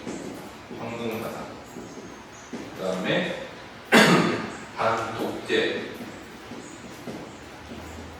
자유민주주의를 추구한 거지. 이 세 가지 성격을 가지고 있는 게 신동엽이야. 신분이 뭐였어요? 응? 신분이 뭐였어요? 신분? 이 사람은 저거지. 일제강점기 그때 그 이후 사람이니까 그때야 그 그러니까 뭐 양반 뭐 이런 건 아니고 일반 사람.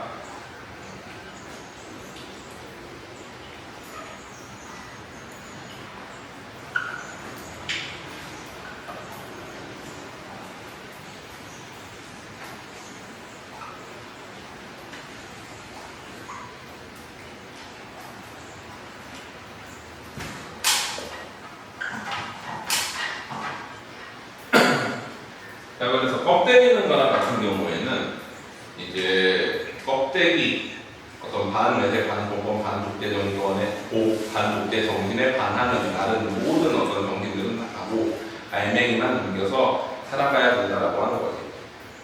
화자는 거의 표면에 나오진 않지. 표면에 성자도 안 나오고.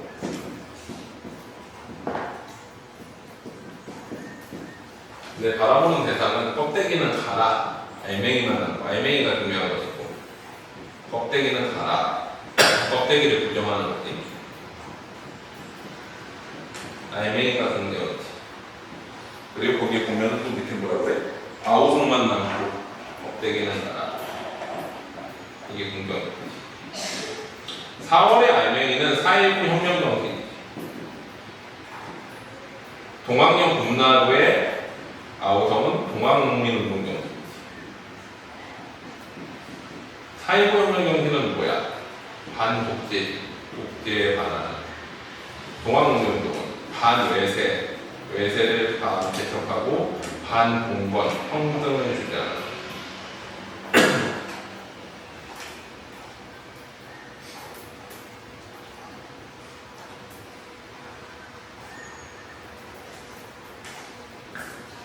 그래서 여기에 대한 정성은 뭐야? 어떤 비판과 의지지. 의지는 이 알맹이를 추구하는 의지고, 비판은 뭐야? 이 껍데기를 부정하려는 비판인 거지. 껍데기라는 건 결국엔 뭐야? 이 반독재, 반외세, 반봉건에 반대되는 모든 정신들, 이것들을 껍데기라고 얘기한 거야. 그래서 주제는 사실 나왔지.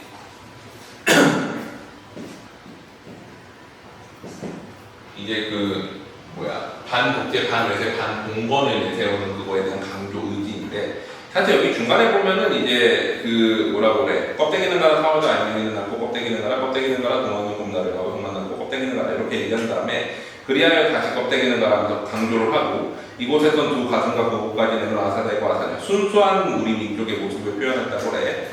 아사달과 아사냐는 남북이겠지. 남한과 북한이 중립의 초래청, 화해장 앞에 서서, 초래청은 이제 결혼하는 곳이잖아. 그래서 결혼하듯이 화해하면서 부끄럽기 때문에 발전하지. 그럼 뭐를 하고 싶은 거야? 반외세, 반봉건, 반독재를 통해서 구체적으로 추구하는 거는 통일에 대한 소망인 거지.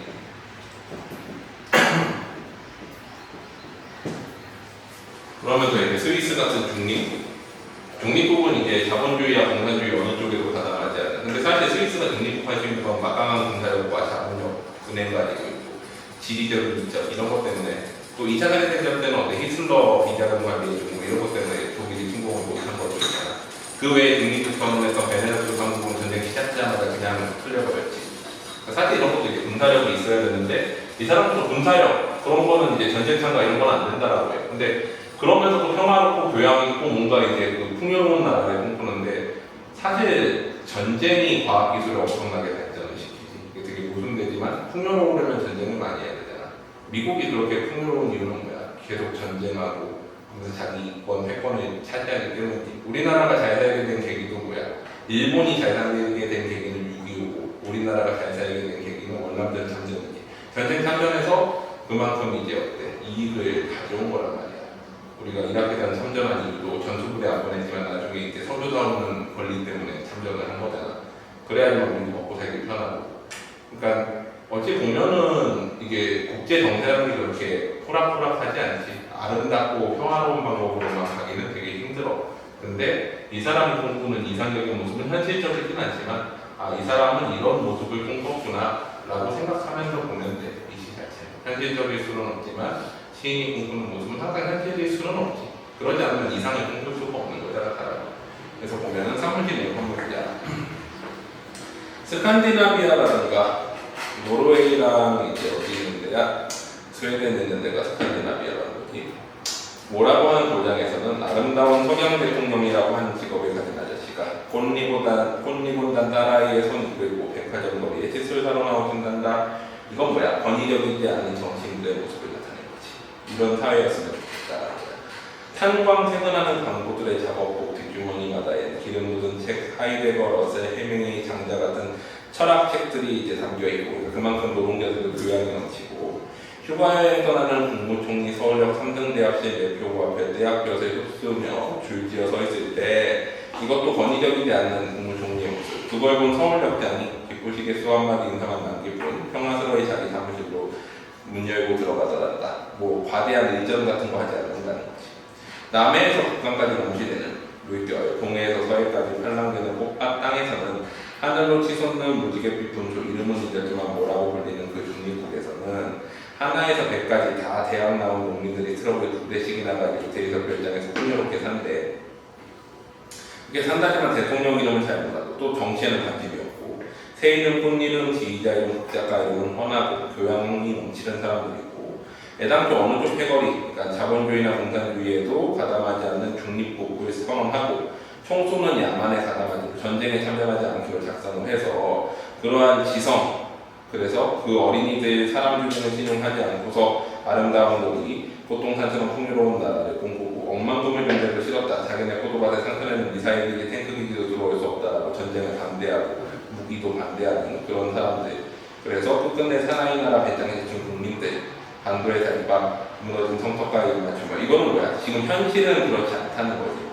반도의 달과 무너진 성턱과 입을 맞추며 푸짐한 타작 소리, 춤 사색꾼, 하늘로 가는 길가에는 황토빛 노을 물든 석양 대통령이라도 하는 직함을 가진 신사가 자전거 공문에 막걸리 병 싣고 삼십리 시골길 시인의 집에 놀러가는 그런 권력자가 권위를 내세우지 않는 그런 나라를 꿈꾸는 모습을 그려낸 거지. 사실 뭐 다른 내용 없어. 그냥 이 사람을 꿈꾸는 이상형의 모습이 들어가 있는 거지. 그래서 이 작품 이거는 사실 뭐 문제가 많이 나온다기보다 이 사람이 이런 성향 가지고 있구나 생각하면 되고. 그 다음에 153페이지 이제 사내 언덕에 사내 언덕에는 이제 4.19혁명 희생자를 추모하기 위한 시지 1년, 2년, 5년의 내용이 반복과 변주야. 형태가 되게 유사해. 그래서 거기에 보면은 이제 그의 모습, 그의 얼굴 뭐 이런 것들 나오잖아. 그가 이제 희생된 사람인 거지. 화자는 거기 보면은 표면에 나오지 않고 청자는 행인이라고 나오지. 행인아 화자는 표면에 안 나오고 청자는 행인인데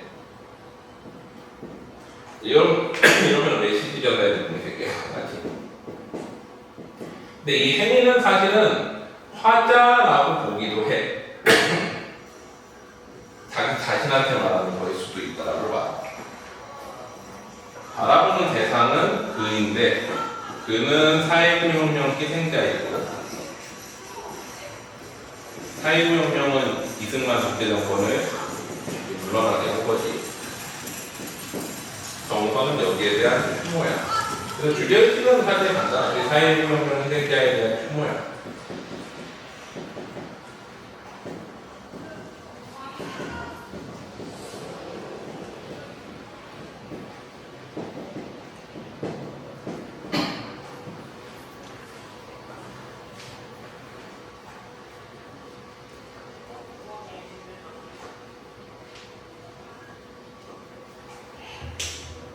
자, 그래서 내용을 보면 그리운 그의 얼굴, 더 이상 볼 수 없는 얼굴인 거지. 희생돼서 다시 찾을 수 없어도 화사한 그의 꽃, 산의 언덕에 피어나지요.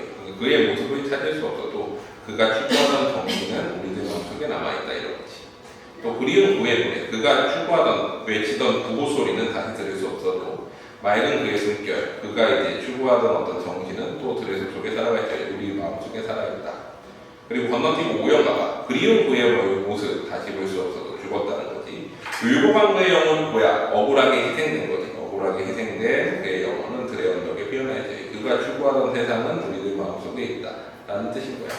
중간의 내용은 그냥 쓸쓸한 마음으로 들 위에 떠도는 행인한테 얘기를 하지. 쓸쓸한 마음이라는 건 왜 그래? 그 사람이 더 이상 없어가지고 쓸쓸해하는 행인아. 그럼 이건 화자 자신이 시키는 거지 사실. 눈길이 비었거든 바람을 잡는데 무슨 뜻이야? 눈길이 비었으면은 즉 보이지 않으면 그를 볼 수 없으면 바람, 그가 외치던 어떤 구호 같은 것을 담고 그 외치던 구호를 더 이상 들을 수 없으면 어때? 그가 추구하던 정신을 담아라 라는 뜻인 거지. 그래서 그를 추모하면서 그가 추구하던 정신에 대해서 계승하겠다는 의지를 나타내는 그런 시인 거지. 그렇게 어렵지 않지.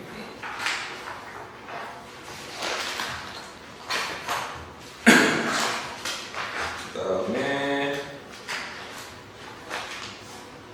종로가 167페이지.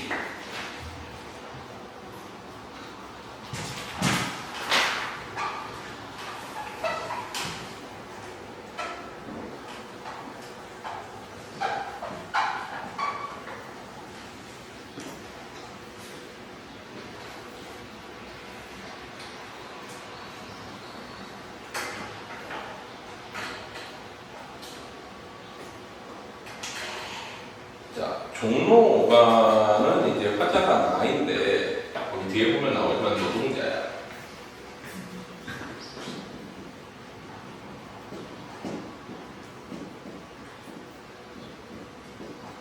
그리고 총자가 따로 없어서 도백제고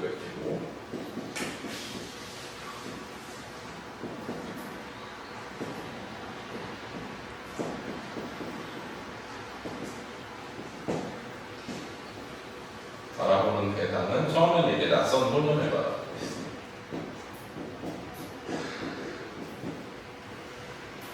낯선 소년 거기에서 이제 어떤 창녀를 바라보고 이 창녀는 이 소년의 누나이지 않을까라고 생각을 해. 그 다음에 어떤 노동자를 또 바라보고 이 노동자는 이 소년의 아버지가 아닐까라고 생각을 해봐. 그래서 요거 이제 가족이라고 생각해 보는데 이 사람들이 뭐 실제 가족이지 않은지는 모르겠고 근데 이 사람들은 다 어때? 농촌에서 떠나온 유인인들인 거지.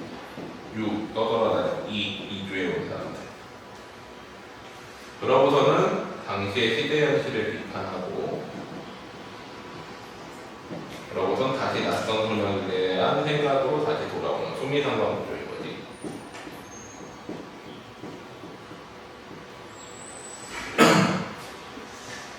맨날 모든 시대 보면 농촌이 몰락한 게 나오잖아. 농촌을 왜 몰락했어? 산업화가 돼서? 왜 몰락했을까? 맨날 농촌이 어렵다 나오잖아. 왜 그런 거야 도대체? 농촌을 일부러 가가지고 누가 이제 죽였나?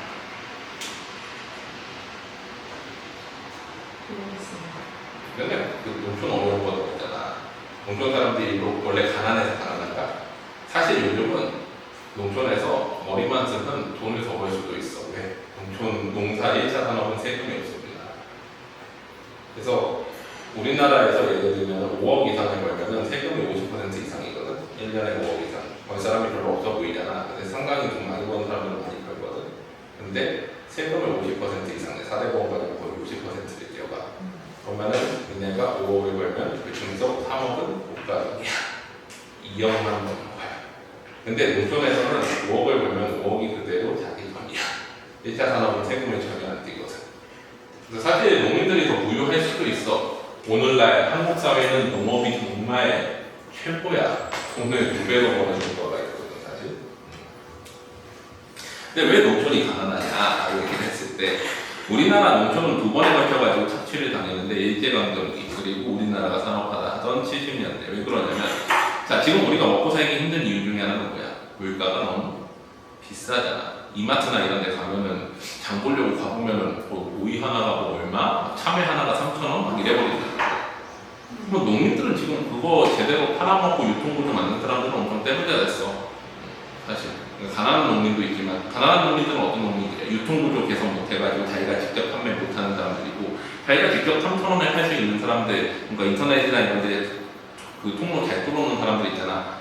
직접 하는 사람들은 돈 어마어마하게 벌어. 왜 농촌이 어렵냐? 일단은 우리가 의도적으로 지금은 농촌의 농산물 가격을 국가에서 통제하지 않지. 옛날에 통제를 했어. 왜 그러냐면 봐봐. 노동자들이라고 해봐 우리가. 그러면은 월급 받고 산다고 해봐. 그러면은 일단 먹고 살려면 뭐가 싸야 돼? 식량이 싸야 되잖아. 산업화라면 노동자들이 많이 굴리고 적은 임금으로 해야지만 어때? 물건을 저렴하게 생산해서 해외에 팔아가지고 산업화를 빨리 성공할 수 있지. 일본이 그래서 어떻게 한 거야? 산업화를 하면서 농산물 가격도 의도적으로 낮춰. 그 중에 하나가 뭐야? 우리나라에서 대규모로 농산물을 사들여오는 거지, 싼 가격에. 그렇게 하니까 일본 내 농업도 망했고 우리나라 농업도 피폐해져. 왜? 우리나라는 일본 물건을 이제 수출해가지고 이제 팔고 그걸로 농산물을 사오다 보니까 먹고 살 게 없는 거야, 가난한 사람들은. 그래서 농촌이 올라가고, 일본 농촌은 어떻게 되는 거야? 일본 농촌은 싼 가격에 조선 농산물이 계속 들어오고, 우리나라 같으면 중국 농산물 막 들어오는 거랑 똑같은 거야. 그러면 우리 농가가 죽겠다고 하잖아. 그런 똑같은 거야. 일본 농가도 그래서 올라가 했어. 근데 일본은 어떻게 그걸 바탕으로 산업화를 성공했지. 왜? 싼 임금, 싼 노동력으로 대량 생산을 해가지고 어쨌거나 산업화를 해서 큰 공장을 짓고 해서 성공을 한 거란 말이야. 근데 우리나라는 그러고 나서 6.25 전쟁 겪으면서 안 그래도 가뜩이나 이제 없었던 그 기반 시설들을 싹 날려먹었지. 그러고 나서 이제 다시 재건을 하려고 하니까 어떻게 해야 돼? 준비해야지. 어쩔 수가 없잖아. 그렇다고 다 같이 못 살면 안 되니까 농촌에서 의도적으로 농산물 가격을 낮춰. 국가가 통제하고 국가가 사들여서 똑같은 가격으로 사들여가지고. 그러다 보니까 어떻게 되냐면 사람들이 아니 어차피 국가가 사주는데 그러면 어떻게 돼? 적당히 하고 말이지. 더 가난해져. 어쨌든 국가에서 자꾸 빚 주고 돈을 주진 않는데 빚을 내도 저금리로. 좀 이자 안 내도 돼요? 돈 없어? 그럼 내가 빌려줄게. 이자는 안 내도 돼. 나중에 다 뭐가 돼? 빚쟁이가 돼. 그게 농촌이 올라가는 계기인 거야, 사실. 그래서 농촌이 올라가면서 어떻게 되는 거야? 먹고 살기 힘들어지니까 옛날에 일제강점기 때는 그래서 어디로 갔어? 만주로 갔지. 왜? 만주는 일본이 세운 괴뢰국인 만주국이 있었거든. 청나라 마지막 황제 푸이를 내려다가 앉히고 일본이 통제하는 꼭두각시 나라가 있었잖아. 근데 거기는 어떤 느낌이냐면 일본 제국주의를 할 때 일본인이 가장 위에 있으면 그 다음에 조선인이 두 번째 식민지 된 나라에서 첫 번째 식민지이기 때문에 가장 위에 있고 그 밑에 이제 만주인들, 중국인들이 이렇게 있었단 말이야. 그러면 거기 가면 우리는 그래도 우리 밑에 다른 국민들이 있잖아. 좀 먹고 살만한 거지. 계급이 딱 2개만 있으면 조선에 있을 때는 일본인, 조선인 딱 계급 2개인데 우리가 거기 가면 우리 밑으로 한 2개 국민 정도가 더 생기는 거야. 그러면 어때? 좀 먹고 살만한 거지. 그래서 이제 글로 가가지고 또 이제 좀 빈 땅이었으니까 거기 가서 농사짓고 먹고 살만하니까 만주로 간 건데, 근데 통일되고 나서 저기 광복되고 나서 분단되고 나서는 어때? 갈 수 있는 데가 서울뿐이 없는 거야. 그래서 서울에 와서 노동자가 되고 노동자가 돼서 또 힘겹게 살아가는 모습들을 이 시인이 어때? 비판적으로 바라보면서 노동자의 입장에서. 그래서 여기에 대해서 어때? 이 노동자 가족에 대해서 연민과 공감을 느끼고 시대 현실에 대해서는 비판을 느끼는 이런 시가 이 시의 주제의식인 거지. 그래서 주제는 농촌을 떠나온 유인민들에 대한 연민과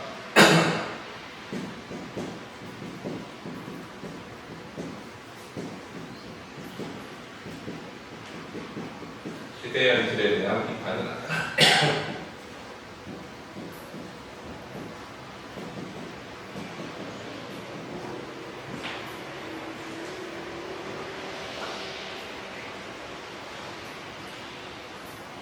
자, 그래서 내용을 보면 이슬이 오는 날 종로가 서시호파는 말 신호등을 얘기해. 서시호라고 표시하는 거기 때문에 신호등 옆에서 낯선 소년이 나를 붙들고 동대문을 물었다. 지금은 길 물어보는 사람은 별로 없지. 근데 옛날에는 내비게이션이 있었던 것도 아니고 길로가 없으니까. 밤 11시 반 통금에 쫓기는 군사. 이제 언제인 걸 알 수 있어. 전쟁 직후 내지는 이제 통금이 언제 시작돼? 전쟁 때부터 시작이 되는 거야.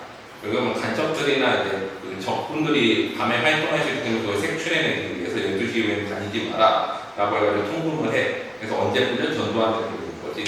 근데 그 통금을 할 때 통금을 안 한 지역이 딱 한 군데 있어 우리나라에서. 그러니까 충청북도. 왜 그럴까? 바다가 없거든. 원칙적으로 우리가 바다를 통해서 간첩이 들어온다라고 생각을 해서 통금을 한 건데, 근데 이제 충청북도는 바다가 없잖아. 그래서 옛날에는 70년대 이전에는 사람들이 술 마시다가 12시 넘어서 마시고 싶으면은 충청도를 점프를 했잖아요. 충청북도. 거기는 통금을 안 해서 12시 넘어서 술 마실 수 있었어. 어쨌거나 서울시는 이제 12시 넘어를 잡아가면 11시 반이잖아. 거의 30분이 안 나는데 사람들도 막 자기 집으로 가려고 노력을 하지. 근데 그 속에서 죄 없이 크고 맑기만한 소년의 눈동자와 내 도시락 보자니가 비에 젖고 있었다. 이거는 뭐야? 둘 다 같이 젖는 거니까 공감하는 거지. 소년에 대해서 연민을 느끼고. 국민학교를 간 나왔으니까 새로 사시는 운동화는 벗어pun고 왜? 운동화가 그만큼 비싸니까 아끼는 거지. 가난해서. 그 소년의 등머리에서는 먼 길 떠나온 고구마. 이게 집에서 챙겨줬겠지. 농촌에서 온 거야. 흙묻은 얼굴을 맛보이며 의법이지. 저희끼리 비에 젖고 있었다. 충청북도 부은 속리산 아니면 전라남도 해남산 날씨였을까? 전라도 아니면 충청도에서 올라왔을 것 같은데 라고 생각하는 거야. 나는 가로수 하나를 걷다가 되돌아왔다. 왜 그래? 길은 알려주긴 했는데 얘가 제대로 찾아갈지 좀 걱정되는 거지. 통금도 얼마 안 남았는데. 나도 바빠가지고 발로 집에 가야 돼. 30분 내로 집에 가야 되니까 막 가다가 생각해보니까 그래도 어머니가 찾아갈 수 있을까? 하고 이렇게 돌아봤는데 이미 안 보이게 된 거지. 그거를 계기로 어때? 그 소년에 대한 안타까움 때문에 이 소년이 누굴 찾아가는 거지? 가족 찾아갈까? 라고 하면서 그 소년의 가족 같았던 어떤 사람들에 대해서 떠올려보는 거야. 그게 그 다음 페이지에 나오는 그런 추측이야. 실제가 아니라. 그렇지. 눈동이 바람이 부는 질척질척한 겨울날 정류담을 끼고 글다가 나는 보았어. 그의 누나였을까? 부은 한쪽 눈에 창녀가 양지 쪽에 기대할 송내의 바람으로 땜든 긴 편지를 읽고 있었지. 소년의 누나가 있다면 이런 사람이 아니었을까? 왜? 이제 동촌에서 올라와가지고 자리 잡을 수 있는 일들이나 뭐 이런 게 되게 한정되잖아. 그러니까 가난한 사람들의 모습을 떠올려보는 거지. 또 그리고 언제 갖고 왔어? 세종로 고층 건물 공사장에 자갈지게 등짐지던 노동자 하나이는 이제 옛날 무엇인 말이죠. 왜냐면 옛날에 중세권 때는 가가 없었어. 이만 있었어. 그래서 이제 하나이라고 쓴 거지. 하나가 허리를 다쳐 쓰러져 있었지. 그 소년의 아버지였을까? 이러면서 추측을 해보는 거지. 그 소년에 대한 안타까움 때문에. 그러고서는 이런 현실을 만든 시대를 비판하는 거지. 자본주의 어떤 현실. 이 사람의 시대 현실 비판은 기본적으로 반외세야. 이렇게 자본주의나 물질문명 사회가 들어온 건 다 뭐 때문이야? 외세 때문에. 특히 누구? 미국. 그래가지고 미국이나 일본 이쪽을 되게 싫어하는 사람이지. 또 그 다음에 그 전에 우리를 지배했던 중국도 여기 포함돼. 보면은 반도의 하늘 높이선 태양이 쏟아지고 이 태양은 부정적인 거지. 싸늘한 땀방울이 뿜어내는 이마엔 세 줄기 강물, 대륙, 섬나라, 그리고 은행, 뭐겠어? 중국, 일본, 미국을 상징하겠지. 그 외세들 때문에 어때? 지금 이렇게 농촌이 결단이 난 거다라고 얘기를 하고 있는 거야. 남은 것은 없었다. 농촌 상황을 말하는 거지. 나날이 허물어져 가는 그나마 소방 한 칸. 봄이면 쑥이나 캐먹고 여름이면 나무뿌리나 캐먹을 수밖에 없는. 그리고 가을이면 수확해도 어때? 타장마당에 휩쓰는 빈바람에 다 착취해가 버리니까. 변한 것은 없었다. 2조 500년은 끝나지 않았다. 이 시조는 500년이랑 지금이랑 다를 게 없다라고 얘기하는 거지. 옛날 같으면 북간도가도 같이 만주로 갔다는 거지. 일제강점기 같으면. 근데 지금은 어때? 못 가니까 기껏해야 버스길 300리로 서울로 왔지. 고충 건물 침대 속에 누워 비료 광고나 뿌리는 거머리 말. 뭐야? 비료 팔아먹고 그 돈으로 다시 이제 농촌에서 수확한 거를 다 착취해가는 거머리 같은 기생충 같은 인간들이라는 거지.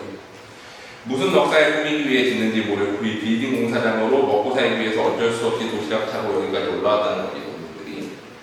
그래서 이제 이 현실을 비판하고 나서 다시 소년한테 다시 돌아가지. 이슬 비 오는 날 낯선 소년이 나를 붙들고 동네문에 올랐다. 그 소년의 기억이 크고 밝기만 한 눈동자에 밤이 내리고 이건 뭐야? 이 소년도 앞으로 암담한 현실을 겪게 될 거라는 걸 암시하지. 노동자가 되겠지 아마. 노동자가 노동으로 지친 나에 가서 이걸 통해서 화자도 노동자라는 걸 알 수 있지. 그러니까 동병상련을 느끼는 거야. 저 소년도 나중에 괴물의 나처럼 노동자가 되겠지. 이런 식으로 가슴에서 도시락 고자기가 귀에 잡고 있었다. 그래서 마지막으로 그 낯선 소년한테 다시 한번 연인하고 공감하고 동병상련을 느끼는 그런 시야니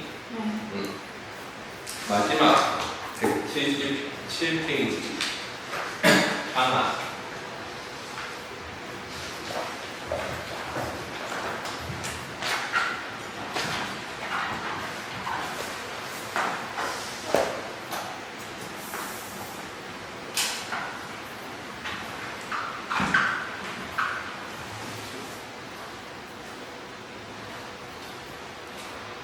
향화는 이제 자기가 하고 싶은 거를 향이라는 사람을 내세워가지고 화자한테 말하는 식으로 이제 얘기를 했는데 화자는 표면에 안 드러나고 풍자만 드러나서 역시나 이거 메시지 전달이 메시지 번호법으로 메시지 전달.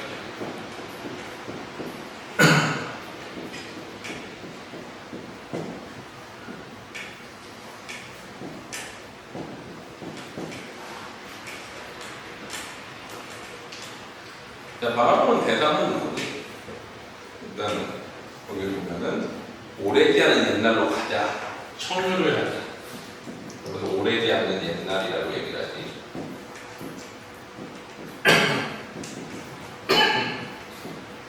오래지 않은 옛날 혹은 전설 같은 동서.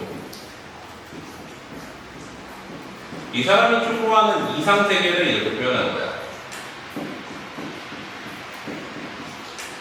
즉, 과거 평화롭던 농촌 사회, 농촌 공동체. 과거 평화롭던 농촌 공동체.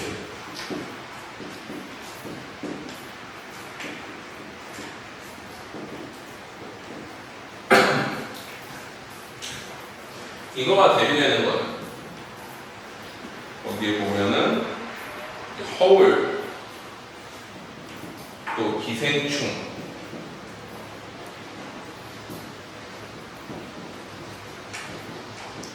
그리고 또 흉내, 이런 것들은 다 뭐를 상징해? 물질 문명, 서구 물질 문명.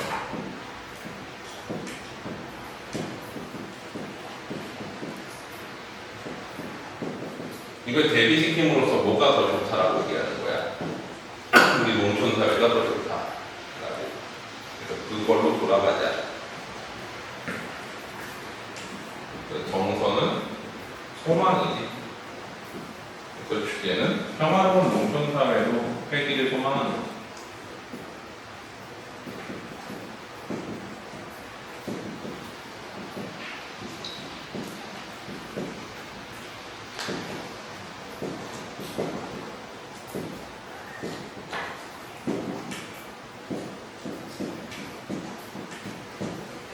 평화롭던 농촌 사회로 회귀를 소망하는